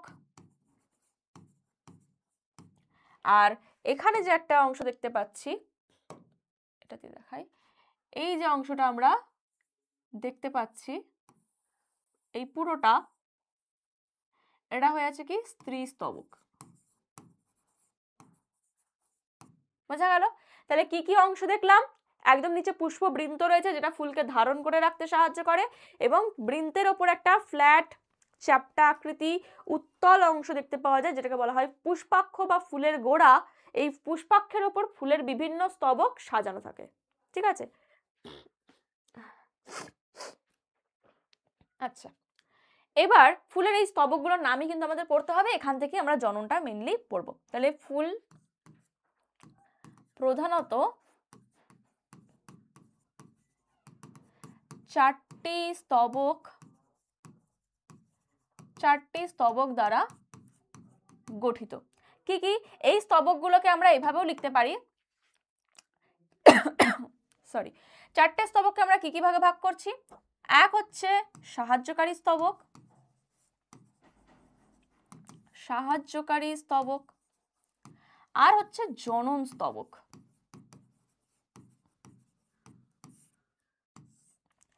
সাহায্যকারী স্তবক কোনগুলো, যেগুলো জননে সরাসরি অংশগ্রহণ করে না কিন্তু জনন কার্যের জন্য সাহায্য করছে, সেগুলো হয়ে যাচ্ছে কি সাহায্যকারী স্তবক। যেমন বৃতি, বৃতি, দলমণ্ডল, এই দুজন কি করছে, বৃতি কিন্তু সালোক সংশ্লেষ করে, কারণ বৃতি সবুজ রঙের হয়, বৃতির মধ্যে ক্লোরোফিল আছে, সালোক সংশ্লেষ প্রক্রিয়ায় সে খাদ্য উৎপাদন করতে পারে। তাহলে বৃতি কি করছে, সালোক সংশ্লেষ প্রক্রিয়ায় খাদ্য তৈরি করছে, সেই খাদ্য ওদেরকে প্রোভাইড করছে ওদের কোষকে, তাহলে এর জন্য ওদের পুষ্টি পাচ্ছে ওরা।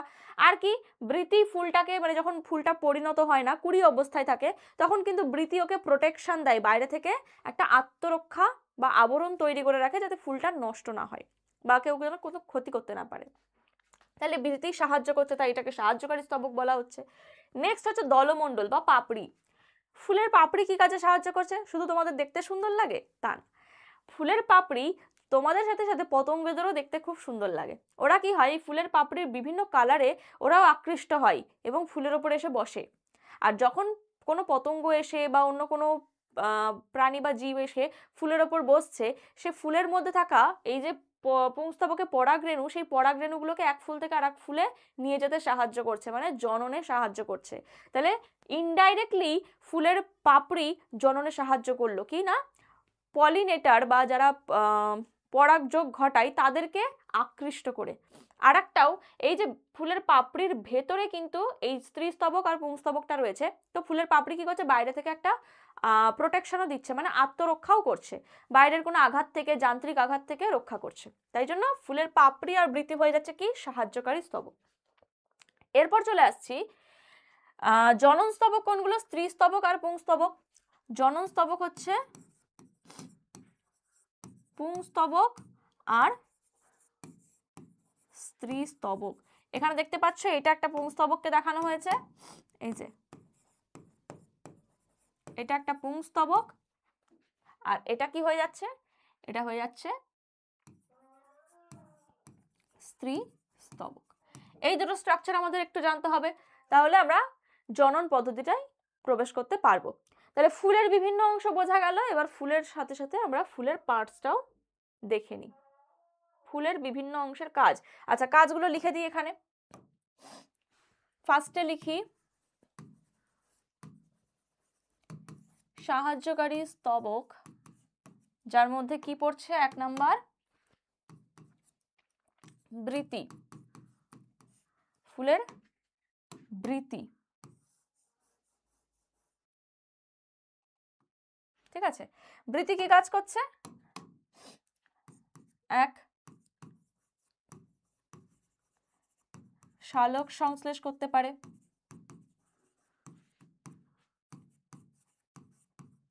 পুষ্টি উৎপাদন করছে।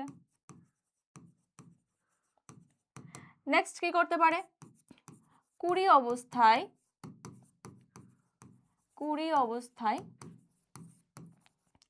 ফুলের আত্মরক্ষা করে থাকে। ঠিক আছে, এটা গেল। আচ্ছা, নেক্সট হচ্ছে দলমণ্ডল। নেক্সট কি হয়ে যাচ্ছে, দলমণ্ডল। আচ্ছা, দলমণ্ডল মানে কি, পাপড়িকে বোঝাচ্ছে, ফুলের যে সুন্দর সুন্দর পাপড়ি হয় সেগুলোকে বোঝাচ্ছে দলমণ্ডল। তা দলমণ্ডলের কাজ কি, দলমণ্ডলের কাজ হচ্ছে যে পতঙ্গদের আকৃষ্ট করে পরাগযোগে সাহায্য করা, পরাগযোগে সাহায্য করা। আর কি করতে পারে, ফুলকে মানে ফুলের জনন স্তবককে, ফুলের জনন স্তবকগুলোকে বাইরের আঘাত থেকে রক্ষা করা, এই দুটো কাজ করছে। এটা চলে গেল সাহায্যকারী স্তবকের কাজ। নেক্সট জনন স্তবকে চলে আসি।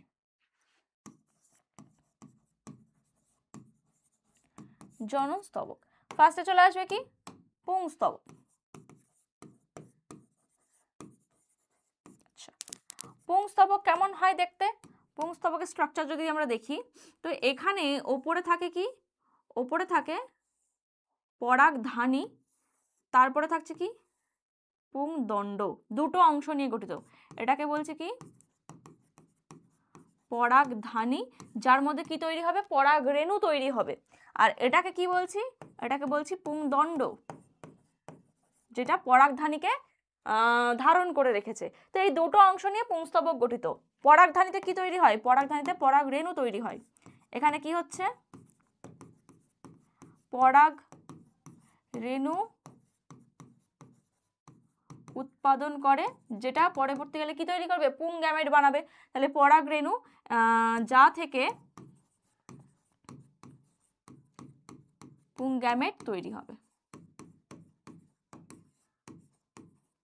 ঠিক আছে, যেটা সরাসরি জননে সাহায্য করবে। দেখো এখানে আমরা সপুষ্পক উদ্ভিদের যৌন জনন পড়ছি, আর যৌন জনন হতে গেলে গ্যামেট তো লাগবেই, দুটো ডিফারেন্ট জীব থেকে কি লাগবে, গ্যামেট লাগবে। তাহলে পরাগ রেণু উৎপাদন করে যা থেকে পুং গ্যামেট তৈরি হয়, এটাই হয়ে গেল আমাদের পুংস্তবকের কাজ।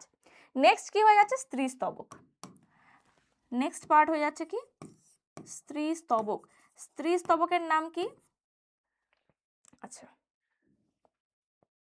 আচ্ছা এই পুংস্তবকের নামটা লিখে দিই। এটা পুংস্তবকের নামটা হচ্ছে পুংকেশর। পুরোটাকে একত্রে কি বলবো আমরা, পুরোটাকে একত্রে বলবো পুংকেশর চক্র বা পুংকেশর বলতে পারো, পুংকেশর।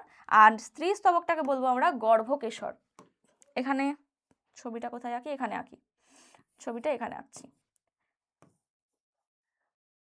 গর্ভকেশর এরকম দেখতে হয়। গর্ভকেশর কি কি অংশ নিয়ে গঠিত লিখে দিই। এটা হচ্ছে গর্ভকেশর চক্র বা গর্ভকেশর, এটার তিনটে অংশ। কি কি, একদম ওপরে যে অংশটা দেখতে পাওয়া যাচ্ছে এটাকে বলা হয় স্টিগমা বা বাংলায় বলি, এটা হচ্ছে গর্ভমুণ্ড। এটা কি, গর্ভমুণ্ড। এটা হচ্ছে গর্ভদণ্ড, আর এটাকে বলবো গর্ভাশয়, ঠিক আছে, গর্ভমুণ্ড, গর্ভদণ্ড, গর্ভাশয়, এই তিনটে অংশ নিয়ে গঠিত। এই গর্ভাশয়ের মধ্যে কি থাকে, এই গর্ভাশয়ের মধ্যে এরকম একটা ভ্রূণস্থলী রয়েছে, যার মধ্যে ভ্রূণ তৈরি হবে, মানে ডিম্বাণু তৈরি হবে। কিভাবে তৈরি হয় সেটা দেখছি আমরা। তাহলে এটা হয়ে গেল, এটার কাজ কি, স্ত্রী স্তবকের কাজ কি, স্ত্রী স্তবকের কাজ হচ্ছে ডিম্বাণু বা স্ত্রী গ্যামেট উৎপন্ন করে। তার মানে এরা গ্যামেট উৎপন্ন করে, মানে এরা সরাসরি জননে সাহায্য করে। তাহলে বোঝা গেল এখানে ফুলের বিভিন্ন অংশের কাজ। তো এবার চলে আসি আমরা পরাগযোগ। দেখো পরাগযোগ না হলে কিন্তু জনন সম্পন্ন হবে না। আমি একবার একটু শর্ট ফর্মে এখানে বলে দিই। এখানে দেখো, এই ধরো একটা পরাগ রেণু, একটা পুংকেশর, এটা একটা পুংকেশরকে দেখাচ্ছি, পুংকেশরের মধ্যে কিভাবে রেণু উৎপন্ন হয়। এই ধরো একটা পুংকেশর রয়েছে, এই একটা পুংকেশর রয়েছে। এই পুংকেশরের মধ্যে কি রয়েছে, মানে এ পাশে কিন্তু আরো দুটো রয়েছে, হ্যাঁ, টোটাল 4টে খাজ, ঠিক আছে। এই একটা ধরো, এখানে একটা রয়েছে, এখানে একটা রয়েছে, এখানে একটা রয়েছে, 4টে, মানে 4টে থলি রয়েছে। এই 4টে থলির মধ্যে কি রয়েছে, পরাগ থলি। তাহলে এই 4টের মধ্যে আমি যদি এইটাকে কেটে দিই না, ওপর থেকে যদি দেখো, মানে হাফ কেটে দিলাম, ক্যাপসিকাম দেখেছো তোমরা, ক্যাপসিকামকে যদি ওপর থেকে কেটে দিই, ভেতরে সেই 4টে ফাঁকা ফাঁকা স্থান দেখতে পাওয়া যায়, পুরো সেম ওরকম। তাহলে ওপর থেকে যদি আমরা দেখি, ওপর থেকে দেখলে আমরা এরকম দেখতে পাবো, এরকম দেখতে পাবো, বুঝেছো, এরকম দেখতে পাবো, এটা ওপর থেকে। তাহলে ওপর থেকে দেখলে এর মধ্যে এরকম 4টি থলি দেখতে পাওয়া যাবে, এগুলোকে বলা হয় রেণুস্থলী। 4টি কি, রেণুস্থলী থাকে। তো এই রেণুস্থলীর মধ্যে কি হয়, দেখো গাছটা তো ডিপ্লয়েড, এখানে ধরো আমি একটা রেণুস্থলীকে দেখাচ্ছি। তো রেণুস্থলীর বাইরের প্রাচীরে যে কোষগুলো থাকে, রেণুস্থলীর বাইরের প্রাচীরে যে কোষগুলো থাকে, এগুলো সব ডিপ্লয়েড কোষ। আর এই কোষগুলোকে কি বলা হচ্ছে, রেণু মাতৃকোষ। এই রেণু মাতৃকোষ কি করবে, মিওসিস বিভাজন করবে। এ কি করবে, মিওসিস বিভাজন করে কটা রেণু তৈরি করবে, 4টে রেণু তৈরি করবে। এগুলো হচ্ছে রেণু, আর রেণুগুলো হচ্ছে হ্যাপ্লয়েড। তাহলে এগুলোকে বলছি পরাগ রেণু। তাহলে এখানে এরকম একাধিক পরাগ রেণু কিন্তু তৈরি হচ্ছে, কারণ প্রত্যেকটা রেণু মাতৃকোষ কি বিভাজন করছে মিওসিস প্রক্রিয়ায়, বিভাজন করে একাধিক পরাগ রেণু উৎপন্ন করে। তো এইভাবে এর মধ্যেও তৈরি হচ্ছে, এখানেও তৈরি হচ্ছে, এখানেও আর এখানেও, সব রেণুস্থলী তৈরি, রেণুস্থলীর মধ্যে রেণু ভর্তি হয়ে গেল। একটা সময় পর পরাগধানী ফেটে যাবে, পরাগধানীটা ফেটে গিয়ে সব রেণু বাতাসে ছড়িয়ে যাবে, সেটা পতঙ্গের মাধ্যমে ছড়িয়ে যেতে পারে, যেভাবে খুশি ছড়িয়ে যাবে। তো এখান থেকে রেণু কি হয়ে যাবে, এরকম ছড়িয়ে যায়, বা বাইরেও এরকম লেগে থাকতে পারে ফেটে গিয়ে। এবার এই রেণুগুলো তো হ্যাপ্লয়েড, এই রেণুগুলোকে কোথায় যেতে হবে? গর্ভমুণ্ডের ওপর যেতে হবে। এবার এই কেউ পতঙ্গ নিয়ে যেতে পারে, বাতাসের মাধ্যমে ছড়িয়ে যেতে পারে, জলের মাধ্যমে ছড়াতে পারে, যে কোনো কারণে ছড়াতে পারে। ঠিক আছে, এটা গেল পরাগরেণু তৈরির পদ্ধতি। আর একটা বলি, গর্ভকেশরটা একটু দেখো, স্ত্রী স্তবক যেটা,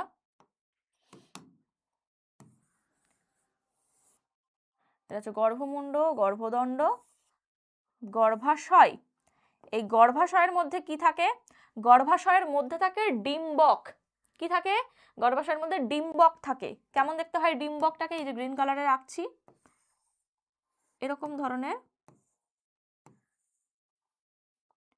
ডিম্বক প্রেজেন্ট থাকে। আর ডিম্বকের মাঝে থাকে ভ্রূণস্থলী। ডিম্বকের মাঝে থাকছে কি? ভ্রূণস্থলী। এই ভ্রূণস্থলীতে কি কি থাকে?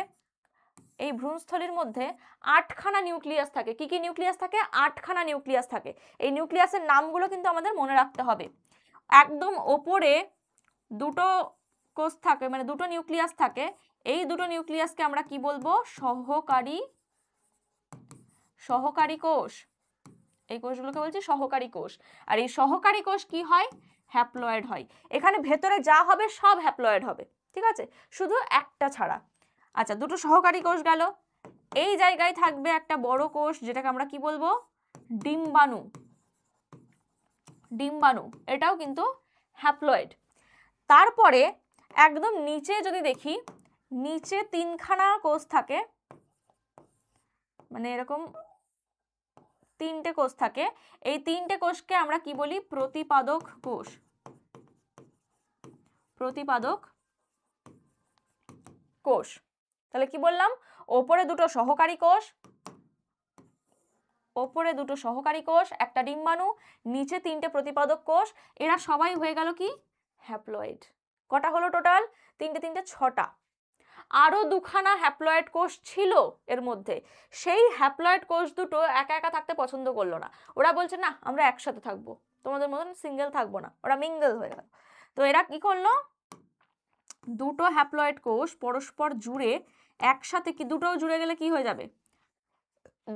দুটো হ্যাপ্লয়েড কোষ জুড়লে ডিপ্লয়েড হয়ে যাবে। তো এটা কি হয়ে গেল? একটা ডিপ্লয়েড, যেটাকে আমরা নির্ণিত নিউক্লিয়াস বা পোলার নিউক্লিয়াস বলি। নির্ণিত নিউক্লিয়াস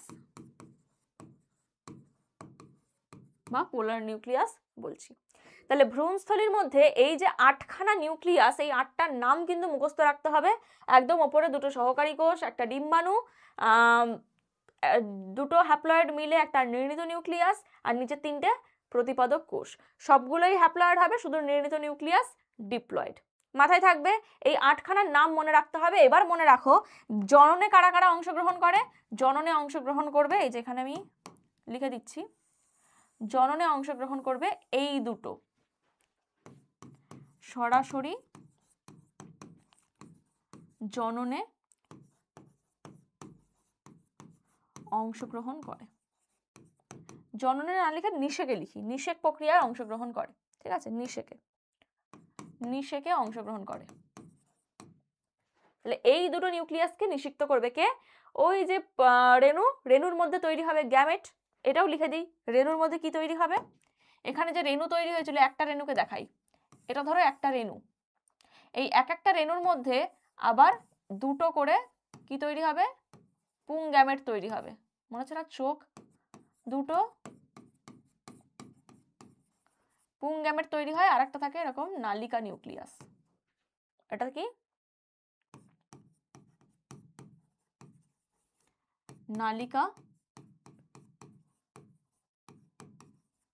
নালিকা নিউক্লিয়াস। বোঝা গেল কি কি বললাম?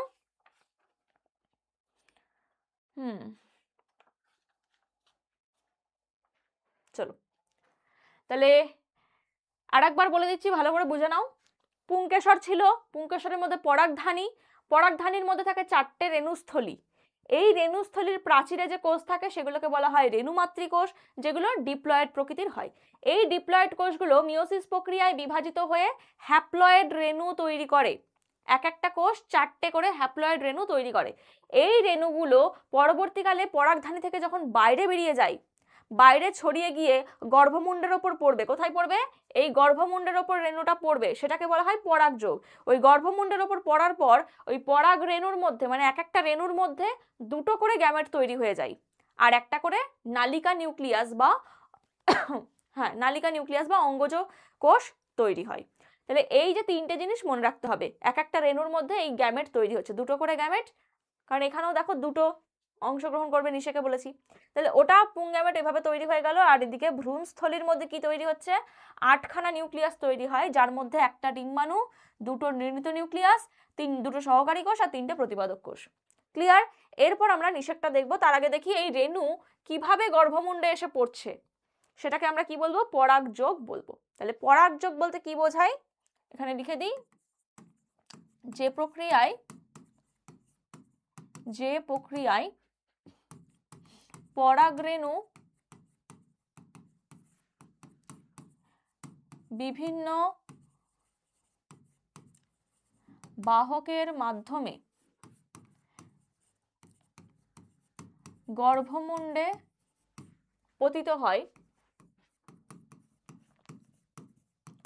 তাকে পরাগযোগ বলে। তাকে পরাগযোগ বলে। ঠিক আছে? ঠিক আছে। তাহলে এই যে পরাগযোগ, পরাগযোগ 2 রকমের হতে পারে। কিভাবে হতে পারে? এক হতে পারে স্বপরাগযোগ, একটা হতে পারে স্বপরাগযোগ, আর একটা হতে পারে ইতর পরাগযোগ। স্বপরাগযোগ আর ইতর পরাগযোগ। স্বপরাগযোগ বলতে কি বোঝায়? স্বপরাগযোগ বা সেলফ পলিনেশন, সেলফ বা স্ব বলতে নিজেকে বোঝাচ্ছে। তাহলে সেম গাছের মধ্যে বা নিজের মধ্যেই যে পরাগযোগ ঘটছে সেটাকে বলা হয় স্বপরাগযোগ। যেমন আমি যদি এক্সাম্পল দিই, এখানে দেখো 2টো গাছ, মানে এখানে একটা গাছ রয়েছে,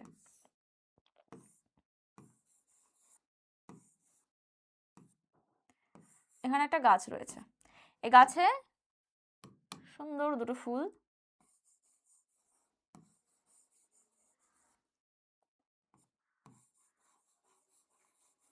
এই ধরো 2টো ফুল রয়েছে গাছে। তো স্বপরাগযোগ বলতে বোঝায়, এখানে আমি পুংকেশরগুলো দেখিয়ে দিই। এই ধরো এগুলো হচ্ছে পুংকেশর, বাহ ফুলটা দেখতে খুব সুন্দর লাগছে তো। এগুলো ধরো পুংকেশর, আর এখানে রয়েছে ধরো গর্ভকেশর, এটা ধরো গর্ভকেশর, গর্ভকেশরটা রয়েছে। তো এখানে কি হচ্ছে, এই এখান থেকে পরাগরেণু নির্গত হবে, এখান থেকে কি তৈরি হচ্ছে? পরাগরেণু নির্গত হচ্ছে, সেটা বাতাসের মাধ্যমে ছড়াতে পারে, যেভাবে খুশি ছড়াতে পারে। তো এই যে পরাগরেণুগুলো যদি নির্গত হয়ে, যে ফুল থেকে পরাগরেণু নির্গত হচ্ছে সেই ফুলেরই যদি গর্ভমুণ্ডে পড়ে, অথবা যে ফুল থেকে পরাগরেণু নির্গত হচ্ছে সেটা যদি সেই গাছেরই অন্য কোনো ফুলের গর্ভমুণ্ডে পড়ে,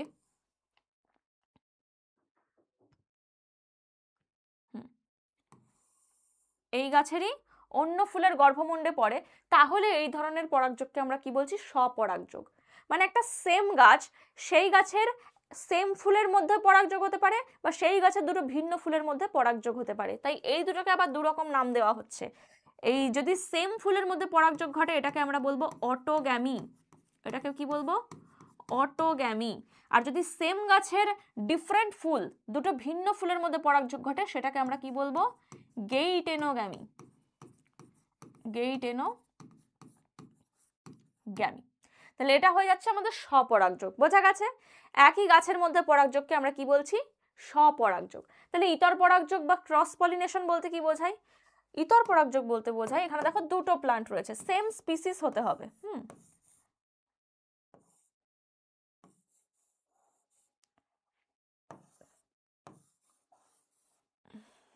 চলো কালারটা অন্য দিই, রেড কালার দিই।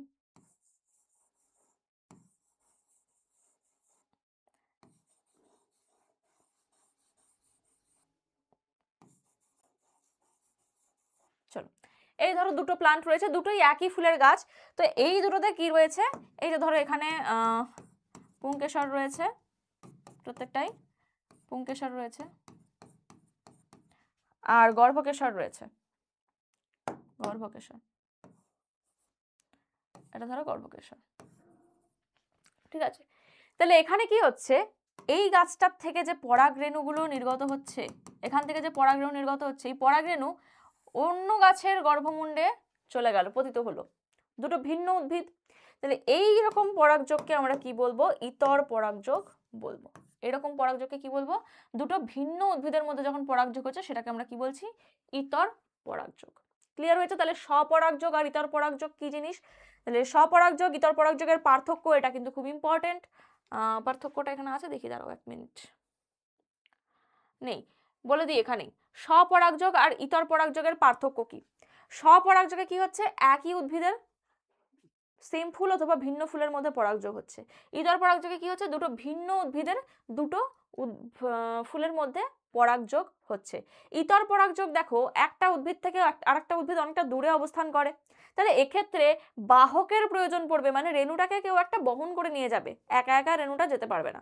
এখানে কি কোনো বাহকের প্রয়োজন আছে, জাস্ট ধরো পরাগধানী ফাটলো, বেরিয়ে গেল, সেই ফোর্সেই গর্ভমুণ্ডে পড়ে গেল, পাশেই গর্ভমুণ্ড, তো এইটার জন্য কোনো বাহকের প্রয়োজন পড়বে না। তুমি তোমার পাশের বাড়ি যাওয়ার জন্য কোনো গাড়ি করে যাবে না, কারণ তুমি জানো ওইটুকু তুমি যেতে পারবে। কিন্তু ধরো অনেক দূরে যাবে তুমি, ঠিক আছে, কলকাতায় আসবে, তাহলে তোমার তো গাড়ি করে যেতে হবে না, একটা ট্রান্সপোর্ট বা বাহক প্রয়োজন। তো এখানেও একটা উদ্ভিদ থেকে ভিন্ন উদ্ভিদে পরাগযোগ হতে গেলে সেই রেণুগুলোর কি বাহকের প্রয়োজন হয়।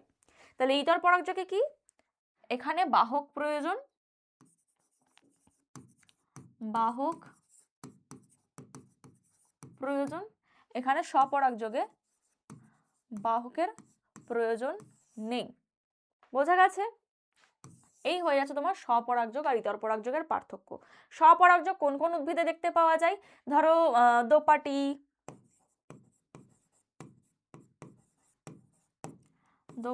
কানশিরা, এই সমস্ত উদ্ভিদে স্বপরাগযোগ দেখতে পাওয়া যায়। আর ইতর পরাগযোগ কোথায় দেবে, জবা, পদ্ম, এই সমস্ত উদ্ভিদে দেখতে পাওয়া যায়। চলো, তাহলে পরাগযোগ আমাদের বোঝা গেল, পরাগযোগ কি কি টাইপসের হতে পারে। ঠিক আছে, আচ্ছা, এবার আমরা কয়েকটা বাহক সম্পর্কে দেখে নেব।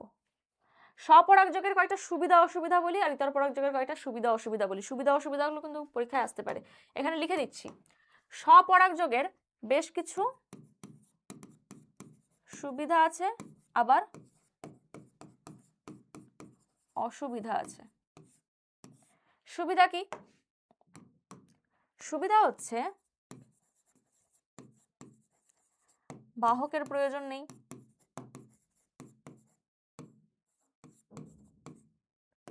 আর স্বপরাগযোগে বেশি প্রকরণ ঘটে না, কারণ সেম উদ্ভিদের মধ্যেই তো জনন ঘটছে, তাহলে নতুনত্ব কিছু আসছে না, নতুন বৈশিষ্ট্য আসছে না। তাহলে এখানে কিন্তু উদ্ভিদের যে কি বলবো, উদ্ভিদের নির্দিষ্ট সত্তা সেটা কিন্তু বজায় থাকে। ঠিক আছে, তাহলে জনিত্রী উদ্ভিদের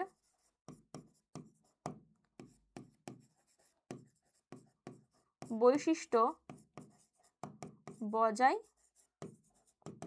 থাকে।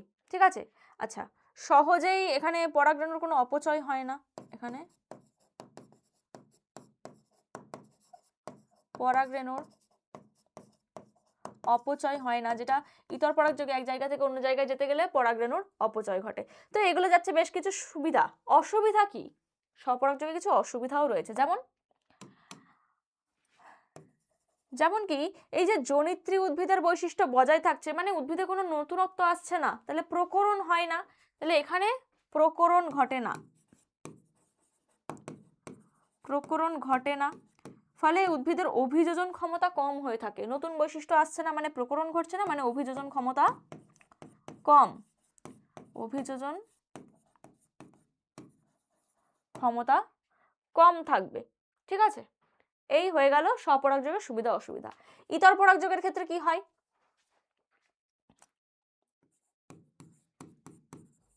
এর সুবিধা কি, এর সুবিধা হচ্ছে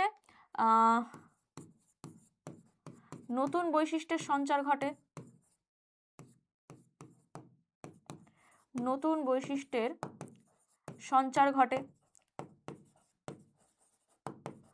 প্রকরণ সৃষ্টি হয়, অভিযোজন ক্ষমতা ভালো হয়, অভিযোজন ক্ষমতা বেশি হবে। আর অসুবিধার ক্ষেত্রে কি হয়ে যাবে, বাহকের উপস্থিতি ছাড়া জনন সম্পন্ন হয় না। সুতরাং বাহকের মানে এখানে সফলতাটা কম। ধরো একটা উদ্ভিদ ম্যাচিওর হয়েছে খুব ভালো, কিন্তু ওই প্রজাতির আশেপাশে কোনো উদ্ভিদ নেই, তাহলে কি হবে? আশেপাশে কোনো উদ্ভিদ নেই, পরাগরেণু যতই ছড়াক না কেন আশেপাশে সেম উদ্ভিদ না থাকার জন্য পরাগযোগ ঘটছে না, সরি, পরাগরেণুর অপচয় ঘটছে। তাহলে এর অসুবিধাগুলো হলো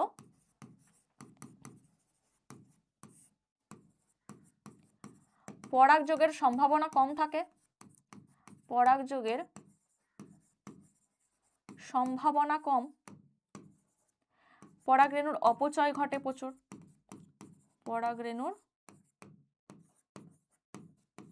অপচয় ঘটে, এইগুলো হয়ে যাচ্ছে অসুবিধা। তাহলে বোঝা গেল পরাগযোগ আমাদের একটা স্লাইডে কমপ্লিট, সমস্ত কিছু এখানে রয়েছে, কাকে বলে, তার সুবিধা অসুবিধা, তার পার্থক্য, সবটাই কিন্তু কমপ্লিট। এবার চলে আসবো নেক্সট টপিকে। সেই টপিকটা কি, পরাগযোগের বাহক। এই যে বললাম ইতর পরাগযোগে বাহকের প্রয়োজন হয়, কি কি হতে পারে বাহক? বাহক বায়ু হতে পারে, তাই না? বাহক কি কি হতে পারে? দেখবে কিছু কিছু পরাগরেণু মানে এত সূক্ষ্ম এত হালকা হয় যে হাওয়া দিচ্ছে জোরে, বায়ুর মাধ্যমে ছড়িয়ে কোথায় চলে গেল, তো এরকম হাওয়ার মাধ্যমে ছড়িয়ে যেতে পারে। আবার কিছু কিছু আছে যে সুন্দর সুন্দর ফুল যেগুলো ওর উপর পতঙ্গ এসে বসছে, তাহলে পতঙ্গ ওখান থেকে কি হচ্ছে, পতঙ্গ যখন বসছে পরাগরেণুগুলো পতঙ্গের গায়ে আটকে যাচ্ছে, তখন ওই পতঙ্গটা যখন আবার ওই রকম একটা সেম ফুলে গিয়ে বসছে অন্য গাছে, সেই পরাগরেণুগুলো ওই গাছের ফুলের গর্ভমুণ্ডে পড়ে যাচ্ছে, দিয়ে নিষেক হয়ে যাচ্ছে, পরাগযোগ ঘটে যাচ্ছে। তাহলে পতঙ্গের মাধ্যমে পরাগযোগ ঘটতে পারে। তাহলে বায়ুর মাধ্যমে হলো পতঙ্গের, আচ্ছা জলটাও লিখে দিই, জলের মাধ্যমে হতে পারে, যেগুলো জলে জন্মায় জলের মাধ্যমে ভেসে ভেসে পরাগরেণু যেতে পারে, পতঙ্গের মাধ্যমে যেতে পারে, পতঙ্গের সাহায্যে পরাগযোগ হতে পারে। আর একটা হচ্ছে কি, পাখির সাহায্যে হতে পারে। আরও আছে বিভিন্ন জীবের মাধ্যমেও হতে পারে, তোমাদের সিলেবাসে আর কিছু নেই, তোমাদের সিলেবাসে এই চারটে আছে, তো এই চারটেই পড়ো। বায়ুর সাহায্যে পরাগযোগকে আমরা কি বলি, বায়ুর সাহায্যে পরাগযোগকে বলা হয় অ্যানিমোফিলি। কি বলা হবে? অ্যানিমোফিলি। বায়ুর সাহায্যে পরাগযোগকে বলা হয় অ্যানিমোফিলি। জলের সাহায্যে পরাগযোগকে আমরা কি বলবো, হাইড্রোফিলি। হাইড্রো মানে জল, ঠিক আছে, হাইড্রোফিলি। আচ্ছা, পতঙ্গ পরাগীকে কি বলবো আমরা, এন্টেমোফিলি। এন্টোমোফিলি। আর একটা পাখির সাহায্যে এটাকে বলবো অর্নিথোফিলি। এগুলো হচ্ছে পরাগযোগের নাম। তাহলে এগুলোর আমাদের এক্সাম্পল দেখতে হবে কোন কোন ফুলে এদের সাহায্যে পরাগযোগ ঘটে। যেমন বায়ুর সাহায্যে কোন কোন গাছে পরাগযোগ ঘটে, নামগুলো কিন্তু খুব ইম্পর্টেন্ট, এগুলো তোমাদের এসএকিউতে আসবে। বায়ুর সাহায্যে পরাগযোগ ঘটে ধান, ভুট্টা, এগুলো। জলের সাহায্যে পরাগযোগ ঘটে কোথায়,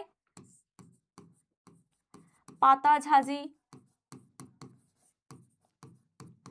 পাতা শ্যাওলা ইত্যাদি। দেখো তোমরা অনেকে ভাববে জলের মধ্যে শাপলা ফুল হয়, জলের মধ্যে পদ্ম ফুল হয়, তাহলে এগুলোও কি পরাগযোগ জলের মাধ্যমে ঘটবে? না, ভালো করে মাথায় রাখবে, এগুলো কিন্তু জলের সাহায্যে পরাগযোগ ঘটে না, এগুলোতে পতঙ্গের সাহায্যে পরাগযোগ ঘটে। জলজ শালুক যেটাকে বলা হয়, শাপলা, ওটাও, এবং পদ্ম ফুল, এগুলো সব পতঙ্গের মাধ্যমে পরাগযোগ ঘটে, ঠিক আছে। তাহলে পতঙ্গের সাহায্যে পরাগযোগ ঘটে কি, তোমার পদ্ম, শালুক, বিভিন্ন গন্ধযুক্ত যে ফুলগুলো রয়েছে, তোমার ধরো গোলাপ, বিভিন্ন, এগুলো হয়ে আছে তোমার পতঙ্গ পরাগী, ঠিক আছে। আম হতে পারে, আম, এগুলো হয়ে যাচ্ছে পতঙ্গ পরাগী। আর পাখি পরাগী কি, পলাশ আর শিমুল, পলাশ শিমুল। তো এই যে বাহক কি হবে সেটা ডিপেন্ড করে উদ্ভিদের কিছু বৈশিষ্ট্যের উপর, মানে পরাগরেণুর বৈশিষ্ট্যের উপর।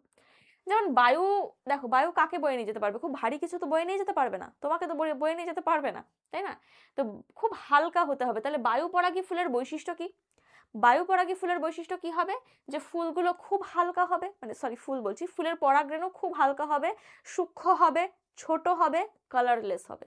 মানে তাহলে এখানে লিখি আমি এর বৈশিষ্ট্যগুলো কি কি। এক, রেণু ছোট, হালকা, বর্ণহীন হবে, ঠিক আছে, যাতে সহজেই বাতাসের মাধ্যমে ভেসে যেতে পারে। নেক্সট হচ্ছে জলের মাধ্যমে। জলের মাধ্যমে মানে কি, এরা সম্পূর্ণ জলজ উদ্ভিদ, জলের মধ্যেই কিন্তু থাকে। তাহলে এগুলো কি হচ্ছে, ক্ষুদ্র, বর্ণহীন, গন্ধহীন, জলের মাধ্যমে বাহিত হয়।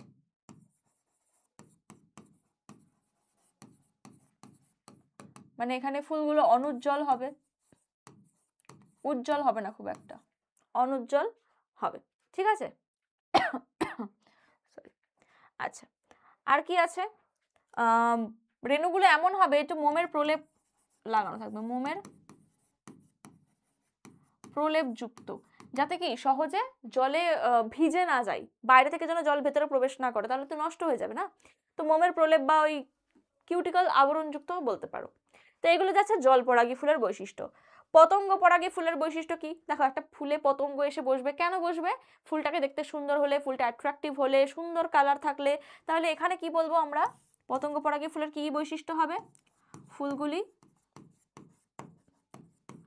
উজ্জ্বল বর্ণের হবে, আচ্ছা, সুন্দর গন্ধযুক্ত হতে হবে,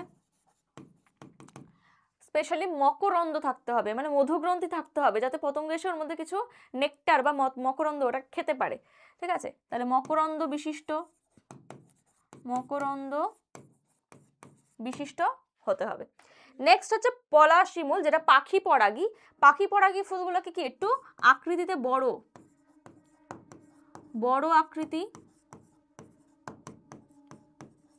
উজ্জ্বল, গন্ধহীন, মানে এখানে কিন্তু গন্ধ থাকে না, গন্ধহীন হয়, বড় আকৃতির হয়, উজ্জ্বল হয়, গন্ধহীন হচ্ছে, এবং চোঙ আকৃতির হয়ে থাকে, ফুলগুলো চোঙ আকৃতি বিশিষ্ট, এবং এতেও মকরন্দ উপস্থিত, মকরন্দ উপস্থিত থাকে। বোঝা গেল, এই বৈশিষ্ট্যগুলো হয়ে থাকে। তাহলে পরাগযোগের বাহক আমরা কি দেখলাম, 4 ধরনের বাহক রয়েছে, কোন কোন গাছে হয় আমরা সেটাও দেখে নিলাম, এবং সেই গাছের ফুলগুলোর কি কি বৈশিষ্ট্য সেটাও কিন্তু আমরা দেখে নিয়েছি।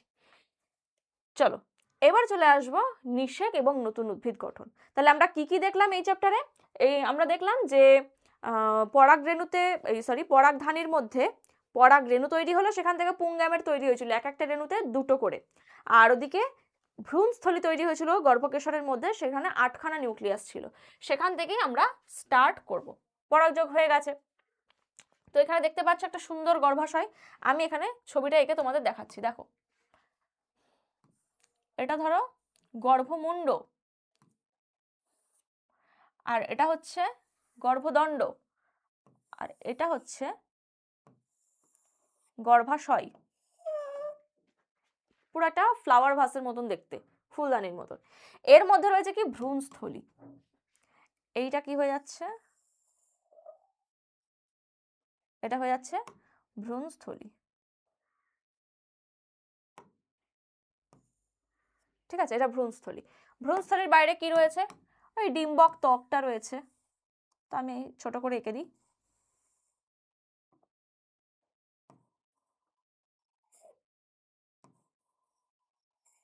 ডিম্বক ত্বকটা রয়েছে। আচ্ছা, এবার পরাগযোগ বললাম আমরা, তার মানে পরাগরেণু কোথায় এসছে, পরাগরেণু এই গর্ভমুণ্ডে পতিত হওয়াকেই তো পরাগযোগ বলা হয়। তাহলে এই পরাগযোগ হওয়ার পরে, এই ধরো পরাগযোগ হয়েছে, এটা পরাগরেণু, একাধিক রেণু হতে পারে, কিন্তু একটা রেণুই কিন্তু স্পেসিফিক্যালি ভেতরে প্রবেশ করতে পারবে। তাহলে এখানে পরাগরেণু আসার পর, পরাগরেণুর মধ্যে আমি কি বলেছিলাম, এই দেখো রেণুটাকে আমি এখানে আরেকবার দেখাচ্ছি, একটা রেণুর মধ্যে কি বলেছিলাম, দুটো গ্যামেট থাকে, দুটো গ্যামেট থাকে, আর একটা কি বলেছিলাম, নালিকা নিউক্লিয়াস থাকে। তো এই নালিকা নিউক্লিয়াস কি করবে, উপবৃদ্ধি সৃষ্টি করবে, মানে বড় হতে শুরু করে, একটা নালিকা তৈরি করে। নালিকা নিউক্লিয়াস কি নালী তৈরি করে, পরাগ নালী তৈরি করে। তার মানে এ কি করবে, এটাকে যদি আমরা পরবর্তী স্টেপ দেখি, এ কি করবে, এইভাবে একটা টিউব বা পরাগ নালী বানাবে। আর যে নালী পথে কি হবে, এই যে নালী পথে এই যে গ্যামেট দুটো, এই গ্যামেট দুটো কিন্তু আসতে শুরু করবে। গ্যামেট দুটোকে যদি অন্য কালার দিয়ে দেখায়, এখানে দেখো, এই ধরো গ্যামেট দুটো, এই গ্যামেট দুটো এই নালী পথে ভেতরে প্রবেশ করবে, এর ভেতরে। তাহলে এটা কি, পরাগ নালী, পরাগ নালী। তাহলে এখানে পরাগ যোগ হওয়ার পর এই যে জায়গাটা, এই জায়গাটা ডিজলভ হয়ে যায়। ডিজলভ হতে গিয়ে সব ডিজলভ হয়ে গেল। দাঁড়াও, একে দিই, এই জায়গাটা এরকম ধরো হলো, ঠিক আছে। নালিকা নিউক্লিয়াস কি তৈরি করছে, নালিকা নিউক্লিয়াস এইভাবে পরাগ নালী তৈরি করে কোথায় প্রবেশ করছে, একদম ভ্রূণস্থলী অবধি পরাগ নালী তৈরি করে দিল। বোঝা গেছে, পরাগ নালী বৃদ্ধি করছে। তাহলে এই নালিকা নিউক্লিয়াসের কাজ হচ্ছে এটাই, পরাগ নালী তৈরি করা, নালিকা নিউক্লিয়াস, পরাগ নালী তৈরি করা। তাহলে পরাগ নালী তৈরি করে সরাসরি কোথায় পাঠিয়ে দেয়, ভ্রূণস্থলীতে পাঠিয়ে দেয়। এটা হয়ে গেল পরাগ নালী। আর এই নালীপথে কি হচ্ছে, যে পুং গ্যামেট দুটো ছিল, এই ধরো একটা গ্যামেট, এই ধরো একটা গ্যামেট, এই গ্যামেটগুলো নিচের দিকে অগ্রসর হওয়া শুরু করে, মানে এখানে কি আসছে, গ্যামেটগুলো আসছে। এবার ভ্রূণস্থলীর মধ্যে কি কি ছিল মনে করো, দেখো এই জায়গায় ছিল দুটো সহকারী কোষ। এই সহকারী কোষের কাজ কি, সহকারী কোষের কাজ হচ্ছে, লিখে দিই, এটা হচ্ছে সহকারী কোষ। এই সহকারী কোষ পরাগ নালীকে আকৃষ্ট করে, পথ দেখাতে সাহায্য করে, যে এদিকে আসতে হবে, এখানে গ্যামেট রয়েছে আমার পাশে, এখানে আসতে হবে, ইনস্ট্রাকশন দিচ্ছে। তো এই সহকারী কোষ পরাগ নালীকে নিচে টেনে আনলো। যেই পরাগ নালী ভ্রূণস্থলীতে প্রবেশ করে যাবে, তখন থেকে সহকারী কোষের আর কোনো কাজ নেই, সহকারী কোষ বিলুপ্ত হয়ে যাবে, এর আর কাজ নেই, সহকারী কোষ শেষ। এরপর রয়েছে কি, এখানে এখানে রয়েছে আমাদের স্পেশাল সেল, যে হচ্ছে ডিম্বাণু, আমাদের রানীমা ডিম্বাণু। ডিম্বাণু হ্যাপ্লয়েড ছিল, ডিম্বাণু বসে রয়েছে, আর এদিকে পেছনে রাজামশাই মানে পুং গ্যামেট এসছে। তো এখানে একটা গ্যামেট কি করবে, এই ডিম্বাণুকে নিষিক্ত করবে। তাহলে দুটো পুং গ্যামেট ছিল, যার মধ্যে এর সাথে ডিম্বাণুর সাথে একটা পুং গ্যামেট মিলিত হচ্ছে, পুং গ্যামেট মিলিত হলো, মিলিত হয়ে রেজাল্ট কি আসলো, এখান থেকে কি তৈরি হবে, এখান থেকে তৈরি হবে একটা জাইগোট, কারণ পুং গ্যামেট যে সেও হ্যাপ্লয়েড ছিল। তাহলে এখান থেকে নতুন যে সেলটা তৈরি হলো, এটা হয়ে যাচ্ছে কি জাইগোট, যেটা ডিপ্লয়েড। আর এই জাইগোট থেকে বীজ সৃষ্টি হবে, ফলের বীজ সৃষ্টি হবে। আর নেক্সট কি আছে, এখানে নির্ণীত নিউক্লিয়াস ছিল, তাই না, এই জায়গায় দুটো নিউক্লিয়াস একসাথে বসেছিল না, ডিপ্লয়েড হয়ে গেছিল, দুটো হ্যাপ্লয়েড নিউক্লিয়াস একসাথে জুড়ে ছিল। এই একটা গ্যামেট তো নয় হয়, একে নিষিক্ত করে ফেললো, আর একটা গ্যামেট কি আসবে, একে নিষিক্ত করতে আসবে। তাহলে দেখো, এ অলরেডি ডিপ্লয়েড, নির্ণীত নিউক্লিয়াস,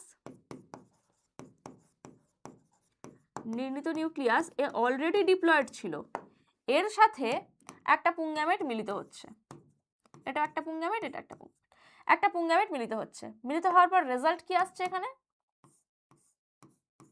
এখানে রেজাল্ট আসছে যে কোষটা তৈরি হলো, এই কোষটা হয়ে গেল 3n, কোষটা কি হয়ে গেল 3n, কারণ এটা ছিল 2n, এটা ছিল n, মানে হ্যাপ্লয়েড ছিল। ডিপ্লয়েড আর হ্যাপ্লয়েড মিলে তৈরি হয়ে গেল ট্রিপ্লয়েড, এটা কি হয়ে গেল ট্রিপ্লয়েড, মানে এর মধ্যে 3টে সেটের ক্রোমোসোম রয়েছে, সেম সেম ক্রোমোসোম 3 সেট রয়েছে। তাহলে এটা হয়ে গেল ট্রিপ্লয়েড। এই ট্রিপ্লয়েড অংশটা থেকে কি তৈরি হবে, এখান থেকে তৈরি হবে শস্য, এটাকে বলা হয় শস্য নিউক্লিয়াস। কি বলবো এটাকে, শস্য নিউক্লিয়াস। বোঝা গেল? তাহলে গ্যামেটের ফলে, মানে দুটো গ্যামেট, দুটো পুং গ্যামেট একটা ডিম্বাণুকে নিষিক্ত করে জাইগোট তৈরি করছে, আর একটা নির্ণীত নিউক্লিয়াসকে নিষিক্ত করে ট্রিপ্লয়েড শস্য নিউক্লিয়াস তৈরি করছে। এবার বলবে ম্যাম নিচে 3টে প্রতিপাদক কোষ ছিল, ওরা কি করছে? ওদের কোনো কাজ নেই, এরা যখন শস্য বৃদ্ধি পায় শস্যকে পুষ্টি যোগাতে সাহায্য করে। বা ধরো এই ফুল থেকে ফল হয়, তোমরা ছোটবেলায় পড়েছো না, ফুল থেকে ফল হয়, তো ফল তো সৃষ্টি হচ্ছে, এই যে নিষেকের মাধ্যমেই ফল সৃষ্টি হবে। এই যে পুরো গর্ভাশয়, মানে এই যে এই পুরো নিচের অংশটাকে ডিম্বক সহ গর্ভাশয়, এই গর্ভাশয়টা ফলে পরিণত হয়। বোঝা গেছে? তোমাদের অনেকের কনফিউশন থাকতে পারে গর্ভাশয় কোনটা। এখান থেকে এই পুরো অংশটা পুরোটা হচ্ছে কি গর্ভাশয়। ডিম্বক কোনটা? এই যে সবুজ রঙের যেটুকু এঁকেছি যার মধ্যে ভ্রূণস্থলী, ভ্রূণস্থলী সহ এই অংশটাকে বলা হচ্ছে কি ডিম্বক। ডিম্বক। আর ভেতরের এই অংশটাকে বলা হচ্ছে কি ভ্রূণস্থলী। তাহলে আমি যদি ছবিটা দেখাই কি দেখাবো? এই যে ভ্রূণস্থলী হচ্ছে এইটা। ডিম্বক কোনটা? ডিম্বক হচ্ছে ভ্রূণস্থলী সহ এই যে ভ্রূণস্থলী সহ এই যে অংশটা রয়েছে এটা ডিম্বক। আর গর্ভাশয় কোনটা? গর্ভাশয় পুরোটা, মানে ডিম্বক, ভেতরে ভ্রূণস্থলী আর বাইরে এই যে আবরণটা, এই পুরোটা হচ্ছে তোমার গর্ভাশয়। ক্লিয়ার হয়েছে? অনেকের প্রবলেম হয় যে এটাকেই গর্ভাশয় বলছে, এটাকেই ভ্রূণস্থলী বলছে, এটাকেই ডিম্বক বলছে, কোনটা কি বুঝতে পারছি না। বোঝা গেছে এবার ভ্রূণস্থলী কোনটা, ডিম্বক কোনটা, গর্ভাশয় কোনটা? তো এই যে পুরো গর্ভাশয়টা, এই যে নিষেকের পর পুরো গর্ভাশয়টা ফলে রূপান্তরিত হয়। তাহলে যখন এই পুরো গর্ভাশয় ফলে রূপান্তরিত হবে, এই যে জাইগোট তৈরি হলো, জাইগোট থেকে বীজ তৈরি হবে ফলের, আর বাদবাকি এই যে ট্রিপ্লয়েড শস্য, এখান থেকে ফলের যে অংশটা বা শ্বাস বা শস্য অংশ সেটা তৈরি হবে, ফলের অংশটা তৈরি হবে। বোঝা গেছে? তাহলে এইটাই হচ্ছে উদ্ভিদের, সপুষ্পক উদ্ভিদের নিষেক পদ্ধতি। যেহেতু এখানে দুবার নিষেক প্রক্রিয়া হচ্ছে, কবার নিষেক হলো? এখানে একবার নিষেক হলো, এখানে একবার নিষেক হলো। এই প্রক্রিয়াটাকে ওই জন্য বলা হচ্ছে দ্বিনিষেক পদ্ধতি। কি বলবো এই পদ্ধতিটাকে? দ্বিনিষেক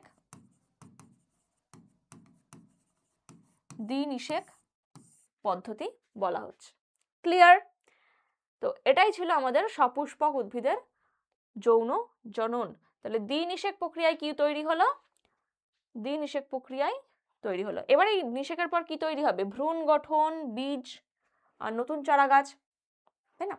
নিষেকের পর কি তৈরি হবে? এই যে বললাম এখান থেকে ফল তৈরি হবে, ফলের মধ্যে জাইগোটটা বীজ তৈরি করবে, পরবর্তীকালে ধরো ফলটা খেয়ে তুমি বীজটা ফেলে দিলে, সেই বীজ থেকে কি হয়ে যাবে? নতুন চারা গাছ আবার হয়ে যাবে, কারণ বীজটা অঙ্কুরোদ্গম করবে, অঙ্কুরোদ্গম করে নতুন চারা গাছ সৃষ্টি করবে।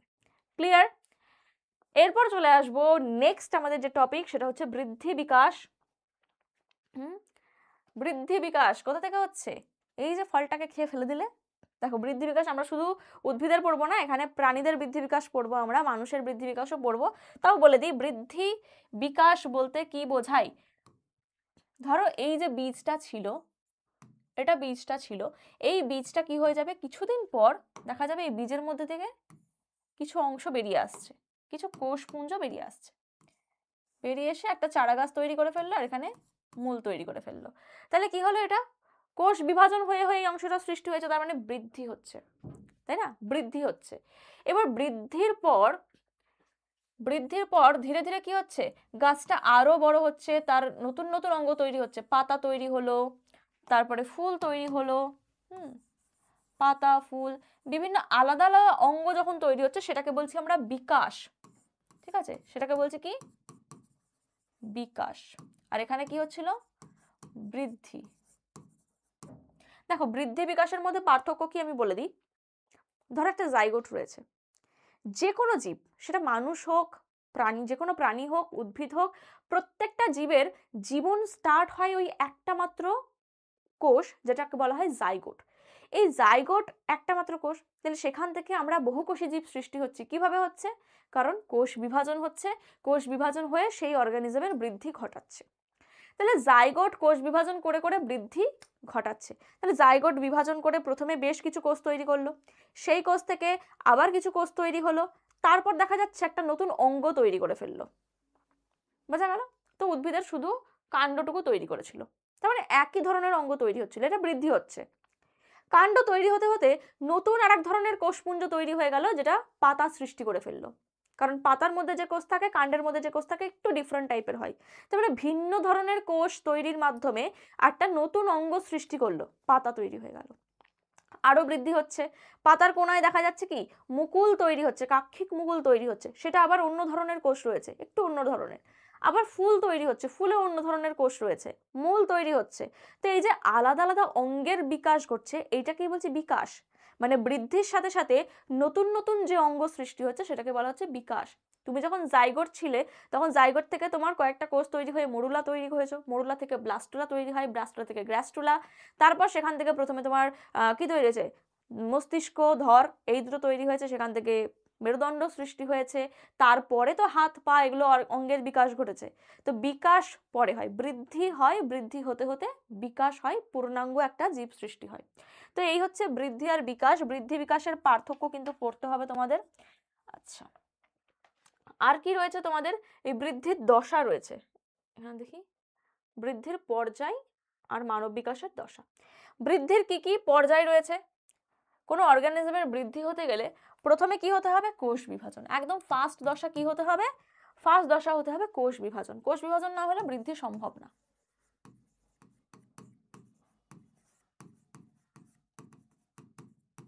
কোষ বিভাজন, তাহলে কি কোষ বিভাজন বলতে কি বোঝায়? এই ধরো একটা কোষ রয়েছে, এই কোষটা মাইটোসিস প্রক্রিয়ায় বিভাজিত হলো, দুটো কোষ তৈরি করলো, এ আবারও বিভাজিত হলো, হয়ে আরো দুটো কোষ তৈরি করলো। তো এইভাবে কোষের সংখ্যা বৃদ্ধি পায়, আর কোষের সংখ্যা যত বৃদ্ধি পাবে সেই অঙ্গাণু বা সেই জীবের বৃদ্ধি ঘটবে, তাই না? তাহলে প্রথম স্টেপ হচ্ছে কোষ বিভাজন। নেক্সট স্টেপ কি হয়ে যাচ্ছে, নেক্সট স্টেপ হয়ে যাচ্ছে কোষ বিভাজন, তারপরে হয়ে যাচ্ছে কোষের আকার বৃদ্ধি।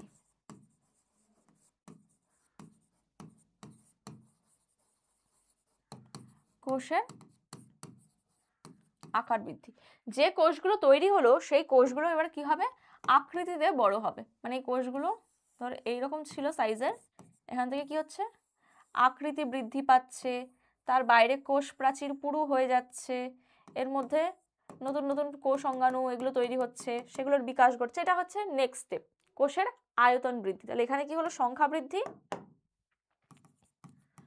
এখানে হলো সংখ্যা বৃদ্ধি, এখানে হলো আয়তন বৃদ্ধি, মানে কোষটা আকারে বড় হলো। থার্ড স্টেপ হবে পরিণতির দশা।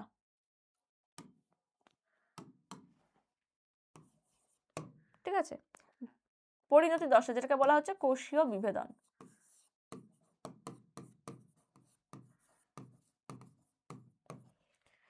এখানে কি হচ্ছে দেখো, এই যে আয়তন বৃদ্ধির ফলে কোষটা কি হয়ে যাবে, কোষটা পরিণত হবে। তাহলে এখানে কি হচ্ছে, একদম একটা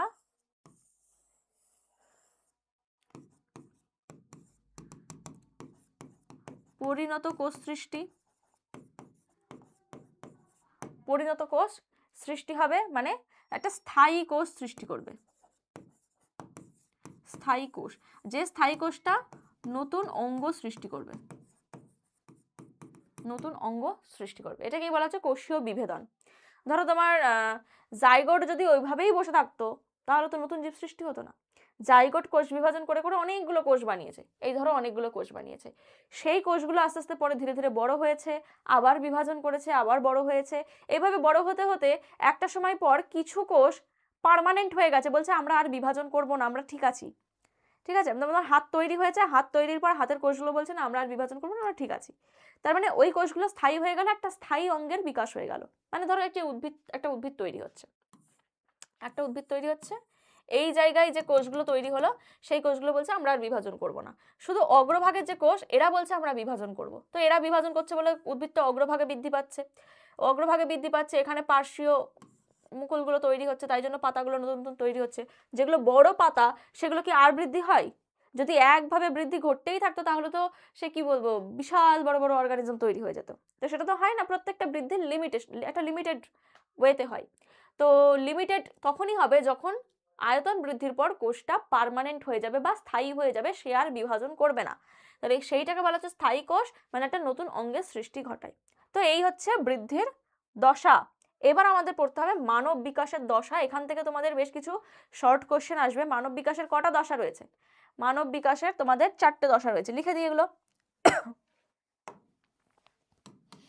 মানব বিকাশের বিভিন্ন দশা। প্রথম দশা হয়ে যাচ্ছে তোমাদের শৈশব।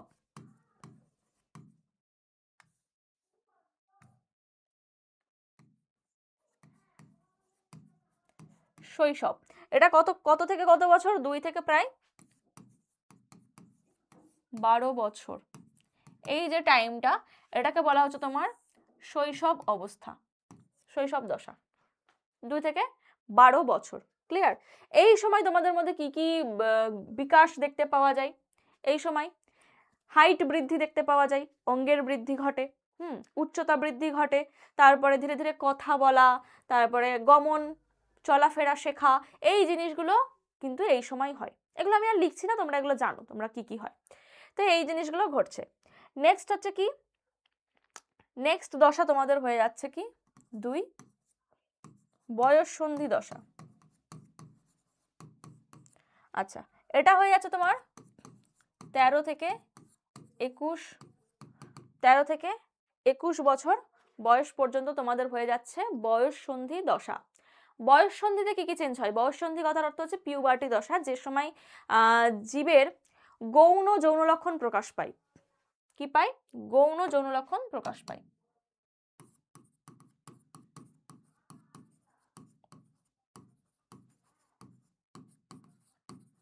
গৌণ যৌন লক্ষণ প্রকাশ পায়, এটা হচ্ছে তোমাদের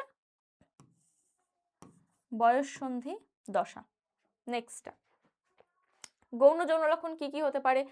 মহিলাদের ক্ষেত্রে রজচক্র স্টার্ট হবে, স্তন বৃদ্ধি ঘটবে, হাইট বৃদ্ধি ঘটবে, জনন অঙ্গ পরিণত হবে, বিভিন্ন যৌন হরমোন যেমন ইস্ট্রোজেন, প্রোজেস্টেরন এগুলো রিলিজ হবে। ছেলেদের ক্ষেত্রে কি হবে?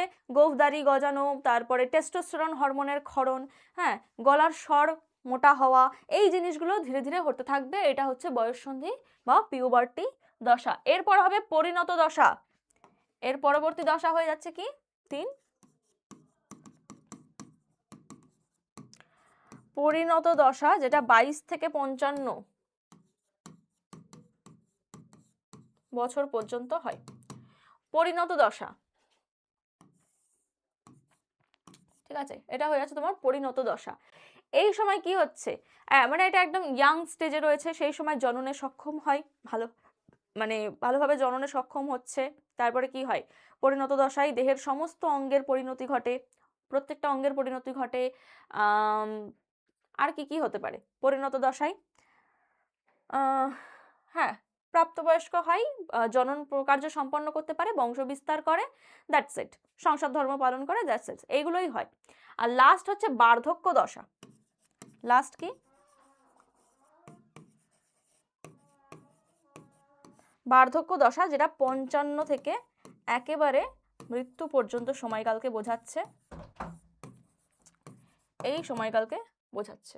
এই সময় কি হয়ে থাকে? বার্ধক্য দশা, জীবনের অন্তিম পর্যায়ে, যে সময় জনন ক্ষমতা লোপ পায়, জনন ক্ষমতা আর থাকে না, এবং তার সাথে সাথে কি হচ্ছে? বিভিন্ন রোগের সঞ্চার ঘটতে থাকে, অস্থি পেশি এগুলোর ক্ষয় হতে থাকে, কোষ বিভাজন কমে যায়, যার জন্য তোমরা দেখতেই পারো স্কিন, চামড়া এগুলো কিন্তু ধীরে ধীরে কুঁচকে যায়। তারপরে কি হচ্ছে?